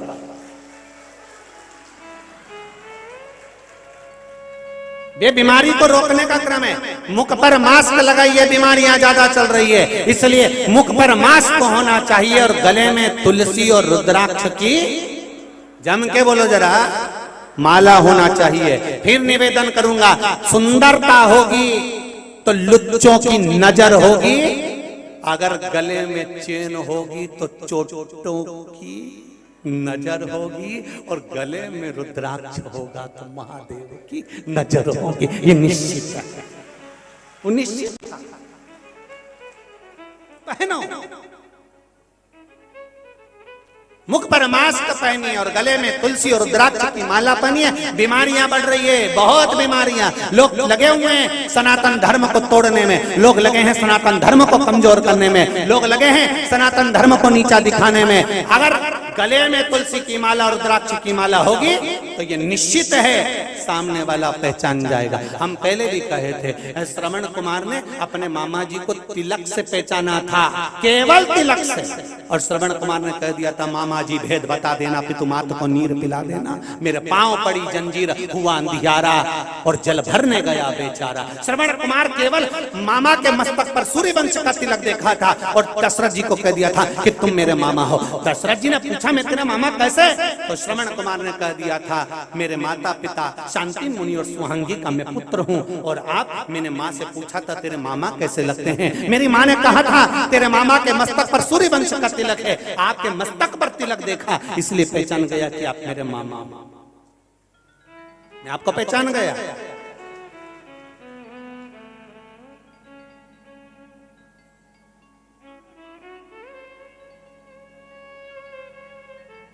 ये पहचान कहीं ना कहीं मैं महाराज जी कहने में पीछे नहीं हटूंगा। आपका दर्शन हुआ, पर मुझे ऐसा लग रहा है कि पहले भी एक बार कहीं मिल चुके हैं, कहीं स्मरण आएगा मेरे को, तो मैं व्यासपीठ से वर्णन कर। तो ये तो शिव कृपा है, मैं पहचान गया कि आप मेरे मामा है। अब मामा को पहचानना तो जैसे ही पहुंचे स्वांगी के पास में, शांति मुनि के पास में, पहचान गए कि मेरे से गलती हो गई। यहाँ तो श्रवण कुमार मर गए। तो ये गले की तुलसी की माला, रुद्राक्ष की माला, मस्तक का तिलक, ये कंपनी का ट्रेडमार्क है कि तुम कौन सी ब्रांड के हो। CFL का बल्ब खराब हो जाता है तो कंपनी का माल कंपनी में पहुंच जाता है। अचानक हमारे प्राण छूट गए, माथे का तिलक भी मिट गया, तो ये गले की माला अगर पड़ी रहेगी तो यम के दूत बंदी बनाने आएंगे तो पहचान जाएंगे ये अपनी कंपनी का माल नहीं है। गले में रुद्राक्ष पड़ा है, ये काशी वाले की कंपनी का है।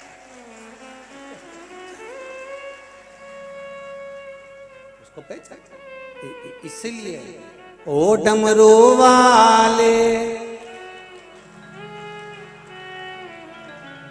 अरे दिल मेरा रखना तेरे,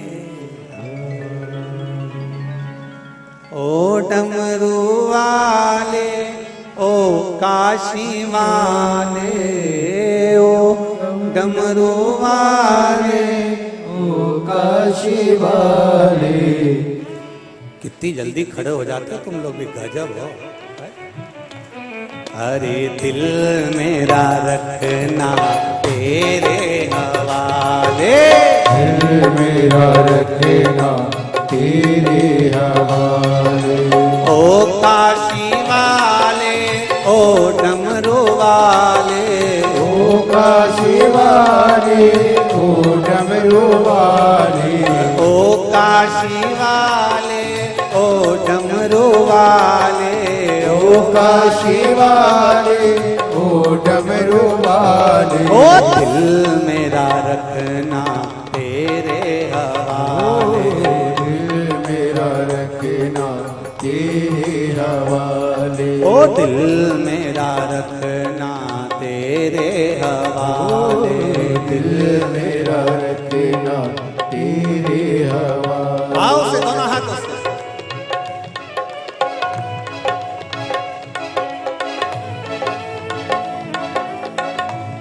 हर हर शंभो।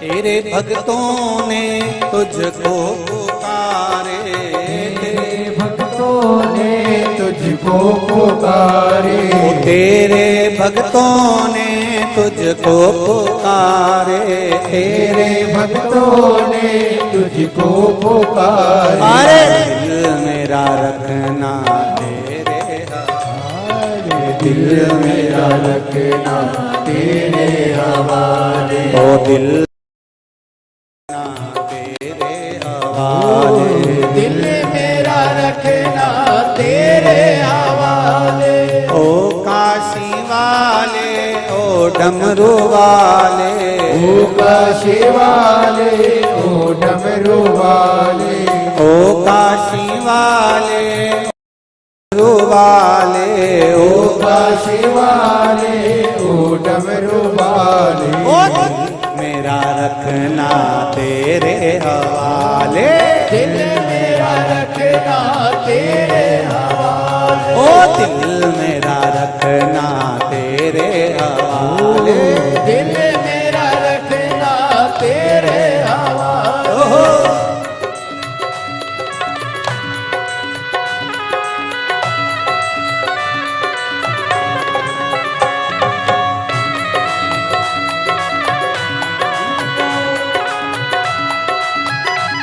शंभो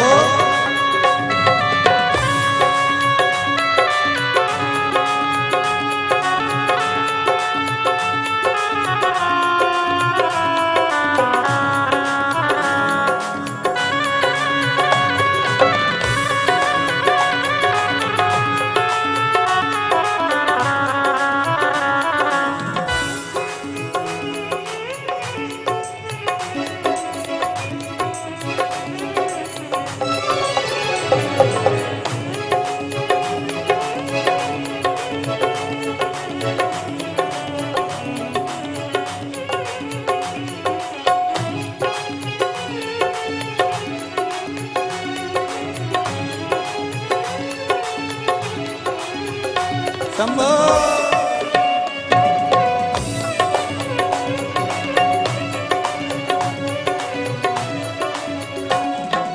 अपनी काशी में हमको बुला ले, अपने काशी में हमको बुला ले, अपनी काशी में हमको बुला ले, अपने काशी में हमको बुला ले। ओ दिल मेरा रखना तेरे हवाले, दिल मेरा रखना तेरे हवाले, ओ दिल मेरा रखना तेरे हवाले, दिल मेरा रखना तेरे हवाले। ओ काशी वाले ओ डमरू वाले, ओ काशी वाले ओ डमरू वाले, ओ काशी वाले ओ डमरू वाले, ओ काशी वाले ओ डमरू वाले। अरे दिल मेरा रखना तेरे हवाले, दिल मेरा रखना तेरे हवाले, दिल मेरा रखना तेरे हवाले, दिल मेरा रखना तेरे हवाले। तेरा तेरे हवाले। हरि बोल।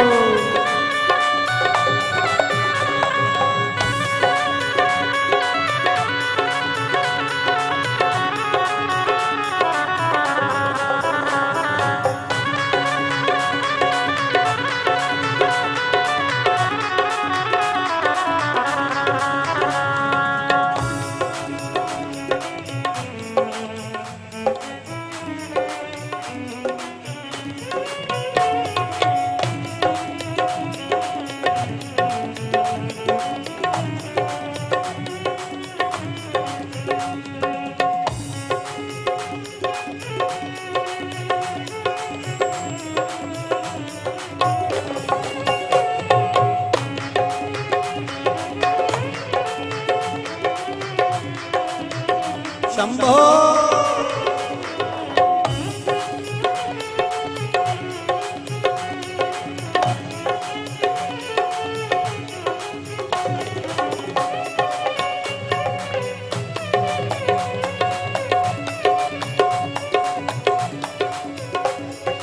माँ गंगा का दर्शन करा दे, गंगा का जल से चढ़ा दे, माँ गंगा का दर्शन करा दे, माँ गंगा का जल से चढ़ा दे। ओ अपने चरण से मुझको लगा ले, अपने शरण से मुझको लगा ले, ओ अपने चरण से मुझको लगा ले, अपने शरण से मुझको लगा ले। अरे दिल मेरा रखना तेरे हवाले, दिल मेरा रखना तेरे हवाले, ओ दिल मेरा रखना तेरे हवाले, दिल मेरा रखना तेरे हवाले।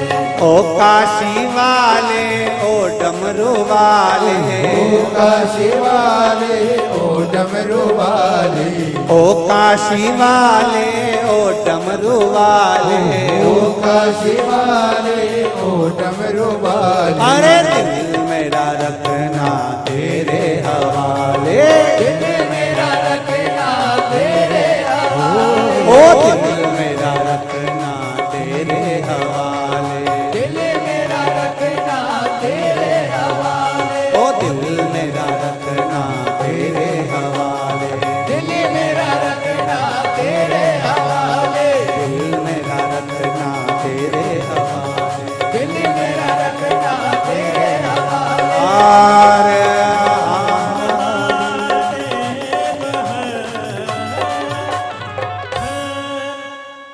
भगवान शिव से प्रार्थना करते हुए बड़े भाव से माँ गंगा के तट पर भगवान शिव के मंत्र का स्मरण करते हुए शिव महापुराण का भाव आनंद लेते हुए अपने मुखाग्रविंद से भाव से दिल से भगवान से प्रार्थना करते हुए श्री शिवाय नमस्तुभ्यं, श्री शिवाय नमस्तुभ्यं, श्री शिवाय नमस्तुभ्यं, श्री शिवाय नमस्तुभ्यं, श्री शिवाय नमस्तुभ्यं। भोला सब दुख काटो हमारा, ओ भोला सब दुख काटो हमारा। शिव शंकर जपो तेरी माला, भोले बाबा जपो तेरी माला, भोला सब दुख काटो मारा, ओ भोला सब दुख काटो मारा। भगवान शिव से निवेदन, भगवान शिवाय भगवान नारायण को साथ लेकर काशी की धरा को देखा, पवित्र भूमि का स्मरण किया,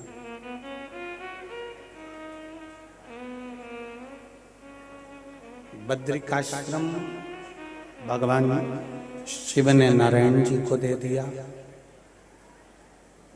जिस भूमि पर 50,000 वर्ष तक बैकुंठ छोड़कर भगवान काशी की पावन धरा पर बैठकर तप करे, वो काशी की पावन धरा भगवान ने शिव जी को,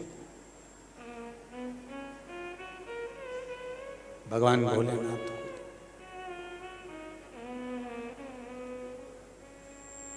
कितने कितने सतयुग, कितने त्रेता, कितने द्वापर, कितने कलयुग, ना जाने कितने कितने निकल गए। काशी अजर और अमर,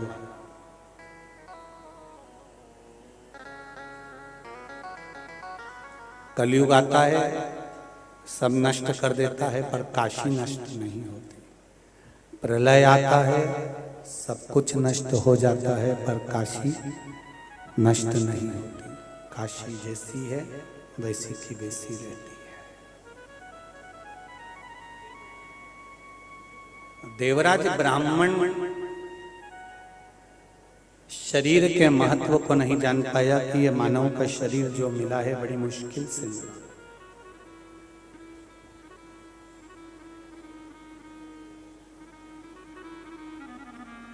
वाणी और विचार क्या क्या चीज, जम के बोलो जरा। वाणी और विचार ये अपनी कंपनी का माल है इस शरीर का। वाणी भी अपने शरीर का है और विचार भी अपने शरीर का।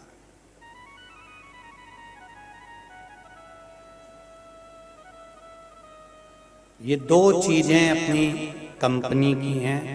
हर व्यक्ति के शरीर से, चित्त से, वृत्ति से, मन से दो चीजें श्रेष्ठ होना चाहिए, एक वाणी और दूसरा विचार। वाणी और विचार जितने सुंदर होंगे, जितने अच्छे होंगे, जिंदगी की सीढ़ी पर आप जीवन की हर तरक्की की ओर बढ़ते चले जाएंगे, उन्नति की ओर बढ़ते चले जाएंगे। जितनी वाणी सुंदर, जितना विचार सुंदर।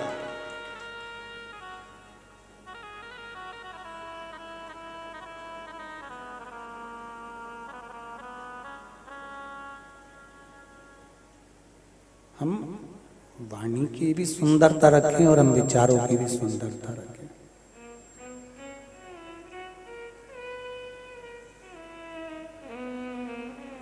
बुरा जो देखन में चला बुरा न मिलिया, अर्थात विचार अच्छे थे इसलिए हर बुरे व्यक्ति में भी हमने अच्छाई ढूंढी, अर्थात हमारे भीतर अच्छाई भरी हुई थी इसलिए हमने अच्छा ढूंढा। इसलिए हमने अच्छा ढूंढा। वाणी कोई कितना भी गलत कहे, कितना भी गलत बोले, कितना भी अपशब्द बोले, कितने भी ताने दे, कितना भी तानों पर ताने दे, पर वाणी पर अगर आपका संयम है, वाणी अगर आपकी श्रेष्ठ है तो वो आपको श्रेष्ठ बना देगी, ये निश्चित है।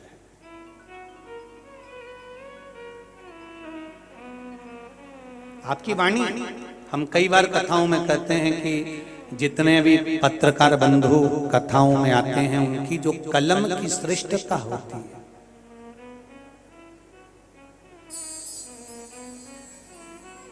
ये पत्रकार बंधु किसी को पहचानते नहीं है, किसी को जानते नहीं है, पर इनकी कलम की जो श्रेष्ठता है, इनके विचारों की जो श्रेष्ठता है, इनकी वाणी की जो श्रेष्ठता है, ये इनको उन्नति की सीढ़ी की ओर अग्रसर बढ़ाती चली जाती है। फिर लोग कहते साहब वो पत्रकार बंधु है, वो ये बंधु है, वो सनातनी है, वो सतकर्मी है। उसके विचार, उसकी वाणी और उनके कलम की विचार का, उनके कलम की आनंद का, तो कलम पर वही चीज लिखाती है जो उनके भीतर का विचार सुख देने वाला। तो वाणी और विचार ये दोनों अगर श्रेष्ठ हैं तो ये दोनों श्रेष्ठता ही प्रदान करते हुए श्रेष्ठता।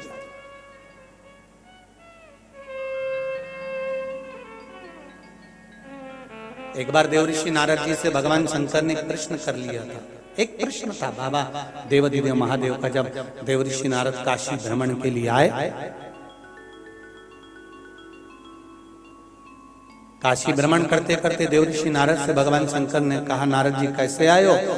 देवऋषि नारद कहते हैं, मैं काशी की यात्रा करने आया हूं।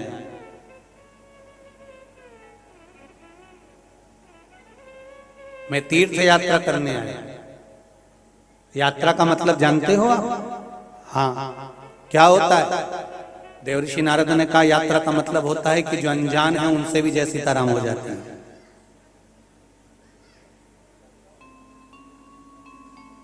यहां जितने लोग बैठे हुए हैं, जो परिवार के साथ आए हैं, वो तो जानते होंगे कि हमारा परिवार का व्यक्ति, ये हमारा भाई है, ये हमारा कुटुंब का है, ये हमारी बहन है, ये हमारे रिश्तेदार, ये हमारे नातेदार। पर बाकी के लोग जिनको आप जानते नहीं हो, जब वो जाते हैं आपस में एक दूसरे से बिछड़ कर जब जाते हैं तो सीताराम होती कि नहीं होती? जय सीताराम जी की, राधे राधे, जय श्री कृष्णा, श्री शिवाय, नमस्तुभ्यं, ओम नमः शिवाय, हर हर महादेव, जय विश्वनाथ। हम पहचानते नहीं हैं उसको, हम उसको जानते नहीं हैं, पर तीर्थ यात्रा का सबसे बड़ा सुख एक है कि हम जिसको जानते नहीं उससे भी हम राम राम, जय श्री कृष्णा, हर हर महादेव, श्री शिवाय नमस्तुभ्यं, जय विश्वनाथ, हम उससे कर लेते हैं।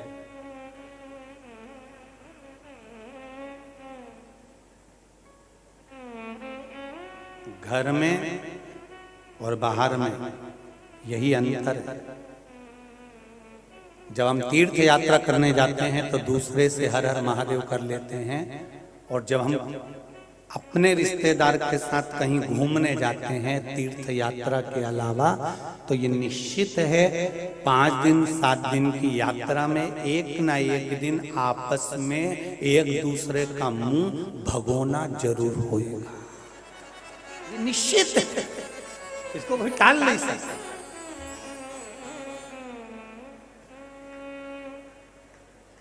तुम चले जाओ किसी के साथ में, अपनी बहनों के साथ में टूर बनाओ, अपन तीनों चारों मिलके अपन ऊटी चलते हैं, अपन गोवा चलते हैं। तुम देखना कुछ ना कुछ बात पर या तो जितने भाई बंधु होंगे उनमें या जितनी बहन बंधु होंगे रिश्तेदार होंगे उनमें कुछ ना कुछ थोड़ा ना थोड़ा तो एक ना एक का तो मुंडा भगोना हो जाएगा, ये निश्चित है।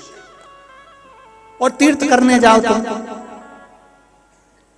उसमें किसी का मुंह भगोना नहीं होगा। क्यों? क्योंकि तीर्थ करने आए। कहीं खिचड़ी मिल गई तो ठीक, रोटी मिल गई तो ठीक, दादा विश्वनाथ की नगरी है, नहीं तो कार्तिक का महीना चल रहा, एक दिन का व्रत सही, पर मुंडा भगोना नहीं हुआ। इनने मुंडा को भगोना नहीं करने का। चलो ठीक है, जो हुआ ना, अपने इतने बड़े तीर्थ में आए हैं, भोजन हुआ ना, ठीक है। 3 बज रही है, अभी तक रोटी नहीं खाई, चलो ढाबा पे, अब कथा सुन के ही चले। तो मुंडा भगोना हुआ क्या? अरे बोलो तो जम के नहीं हुआ। क्यों? क्योंकि यहाँ जब हम तीर्थ जाते हैं तो तीर्थ में हम पराये को भी अपना बना लेते हैं, और जब हम कहीं और जाते हैं तो अपनों को भी हम पराया बना लेते हैं। ये अंतर है यात्रा का, तीर्थ यात्रा का, ये अंतर।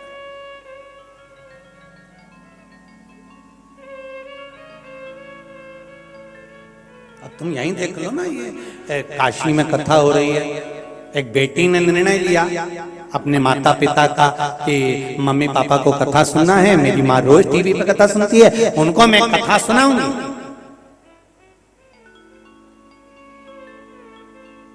बेटा नहीं तो क्या हम बेटियां कम है क्या? और बेटी ने ये मन में विचार करा और विचार कर कर कथा रखी। अब देखिए कथा का विचार, सतमार्ग का विचार आया। जब भगवान की भक्ति का विचार आया तो धीरे धीरे धीरे धीरे धीरे धीरे पूरा काशी जुड़ता चले गया, और काशी जब एक हो जाता है तो विश्वनाथ की कथा हो ही जाती है। ये निश्चित है, पूरा काशी सबके भीतर एक भाव प्रकट हो गया, कथा होना चाहिए, भगवान की कथा का तत्व ग्रहण करना, ये भाव प्रकट हो गया। देवराज की चित्तवृत्ति में ये बात बैठी नहीं कि मनुष्य का जो शरीर मिला है बड़ा मुश्किल का मिला है। 83 लाख यहाँ वर्णन है, 84 लाख योनियों में 83,99,999 योनियां समाप्त करने के बाद मनुष्य की योनि मिली, और वो योनि का भी हम सदुपयोग ना कर पाए तो जीवन बेकार।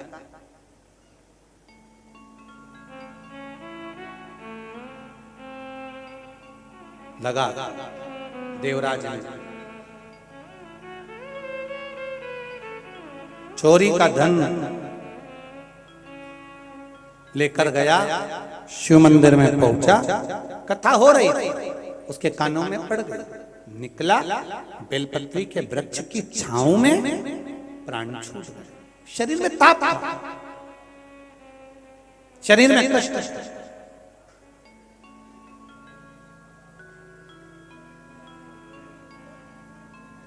अब जब शरीर में ताप पड़ा, शरीर में कष्ट पड़ा, शरीर में ताप के कारण उसके जब प्राण छूटे, प्राण छूटने के बाद जैसे ही प्राण छूटे यम के दूत बंदी बनाने आए, पर यहाँ भगवान शंकर के गण खड़े हुए थे।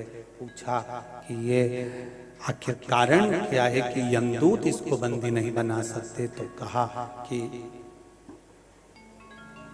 इसने मृत्यु के समय पर भगवान शंकर की पावन कथा का श्रवण किया।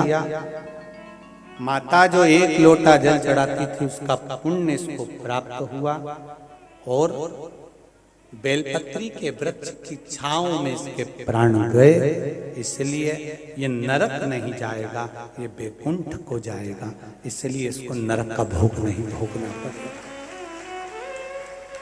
देवराज नरक के भोग से वंचित रह गए महाराज। और नरक के भोग से वंचित, अर्थात नरक नहीं भोगना पड़ा उनको, स्वर्ग चले गए और स्वर्ग का उन्होंने भोग भोगा। अंत कथा के अंदर महत्तम में बिंदुक की कथा आती है।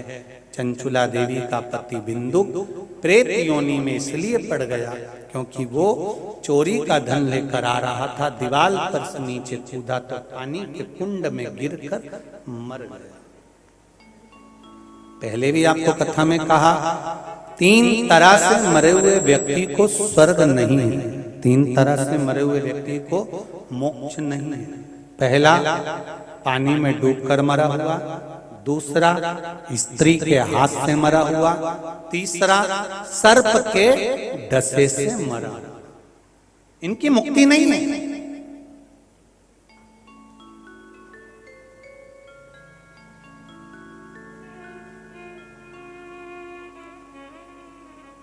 इनका मोक्ष नहीं है।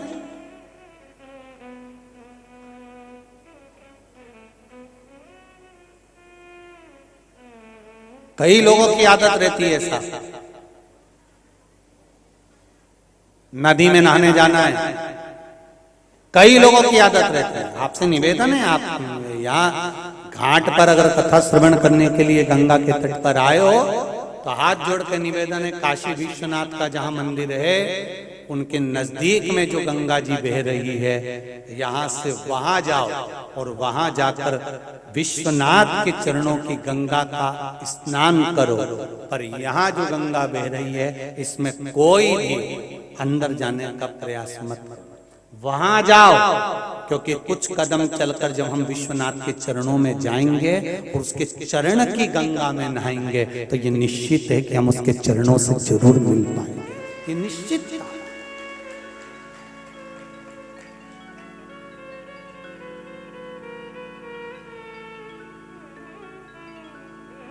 वहां जाओ और आनंद करो, स्नान आदि करना है वहां करो, चरणों का रास्ता तो वहां का ग्रहण करिए। बिंदुक प्रेत योनि में पड़ गया, क्यों? क्योंकि पानी में डूबकर मरा। अथक प्रयास करना, जिंदगी का एक बहुत बड़ा प्रयास करिएगा कि पानी में डूबकर मरे हुए व्यक्ति को मोक्ष नहीं है, सर्प के डसे से मरे हुए व्यक्ति को मोक्ष नहीं है, स्त्री के हाथ से मरे हुए व्यक्ति को मोक्ष नहीं है, उसका मोक्ष नहीं होगा।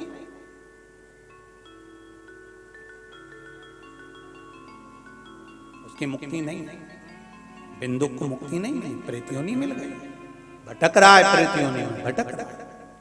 पत्नी को मालूम पड़ा कि पति शांत हो गया, उसका अंतिम संस्कार कर दिया।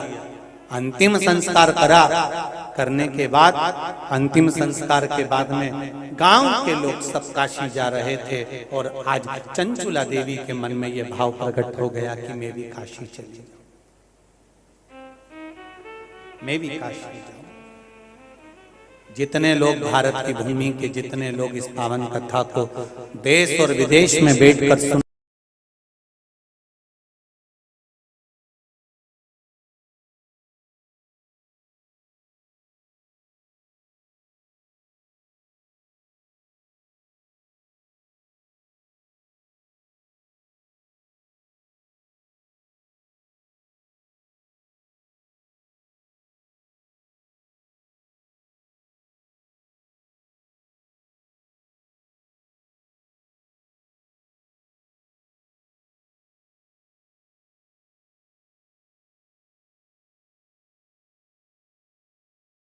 अवश्य फिर कहेंगे 25 लाख की गाड़ी में घूमने वाला भी एक दिन 25 रुपए के लोटे में भराकर गंगा जी पर पहुंच जाता है। लोग 25 रुपए के लोटे में भर के तुमको गंगा जी ले जाएं, उससे अच्छा है जीते जी इस करोड़ों की गाड़ी को एक बार शंकर के चरणों में लाकर छोड़ दो। जीते बहुत कठिन है मानव की, जो बहुत कठिन।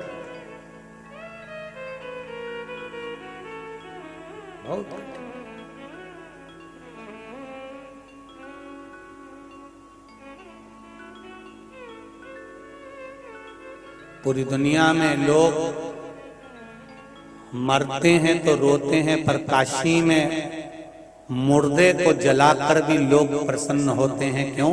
क्योंकि मेरे बाबा के चरणों में जा रहा है, मेरे बाबा के चरणों के पास। यहाँ तो लोगों के मुर्दे को देखकर रोते नहीं,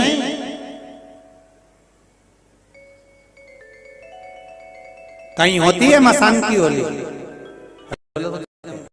कहीं मसान में होती है, शमशान में कहीं नहीं होती। ने राख, ये भूतों की राख से ने या भस्म से कौन होली खेलता होगा? पर मेरा देव अधिदेव महादेव तो काशी में मसाना में भी होली खेलता है, तो यहाँ भी, और वो भी भभूति से होलियां और आनंद लेता है। ये साधारण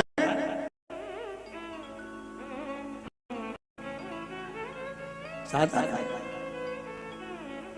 महाराज देखा, बाबा देख बिंदु के प्राण छूट गए। चंचुला देवी ने निवेदन किया और चंचुला देवी अपने गांव के लोगों के साथ में मिलकर भगवान काशी विश्वनाथ की नगरी में प्रवेश कर गई। काशी विश्वनाथ की नगरी में चंचुला देवी जब प्रवेश करी, एक जगह पर कहीं शिव महापुराण की कथा हो रही थी, उसको सुनने के लिए दूर बैठ गई।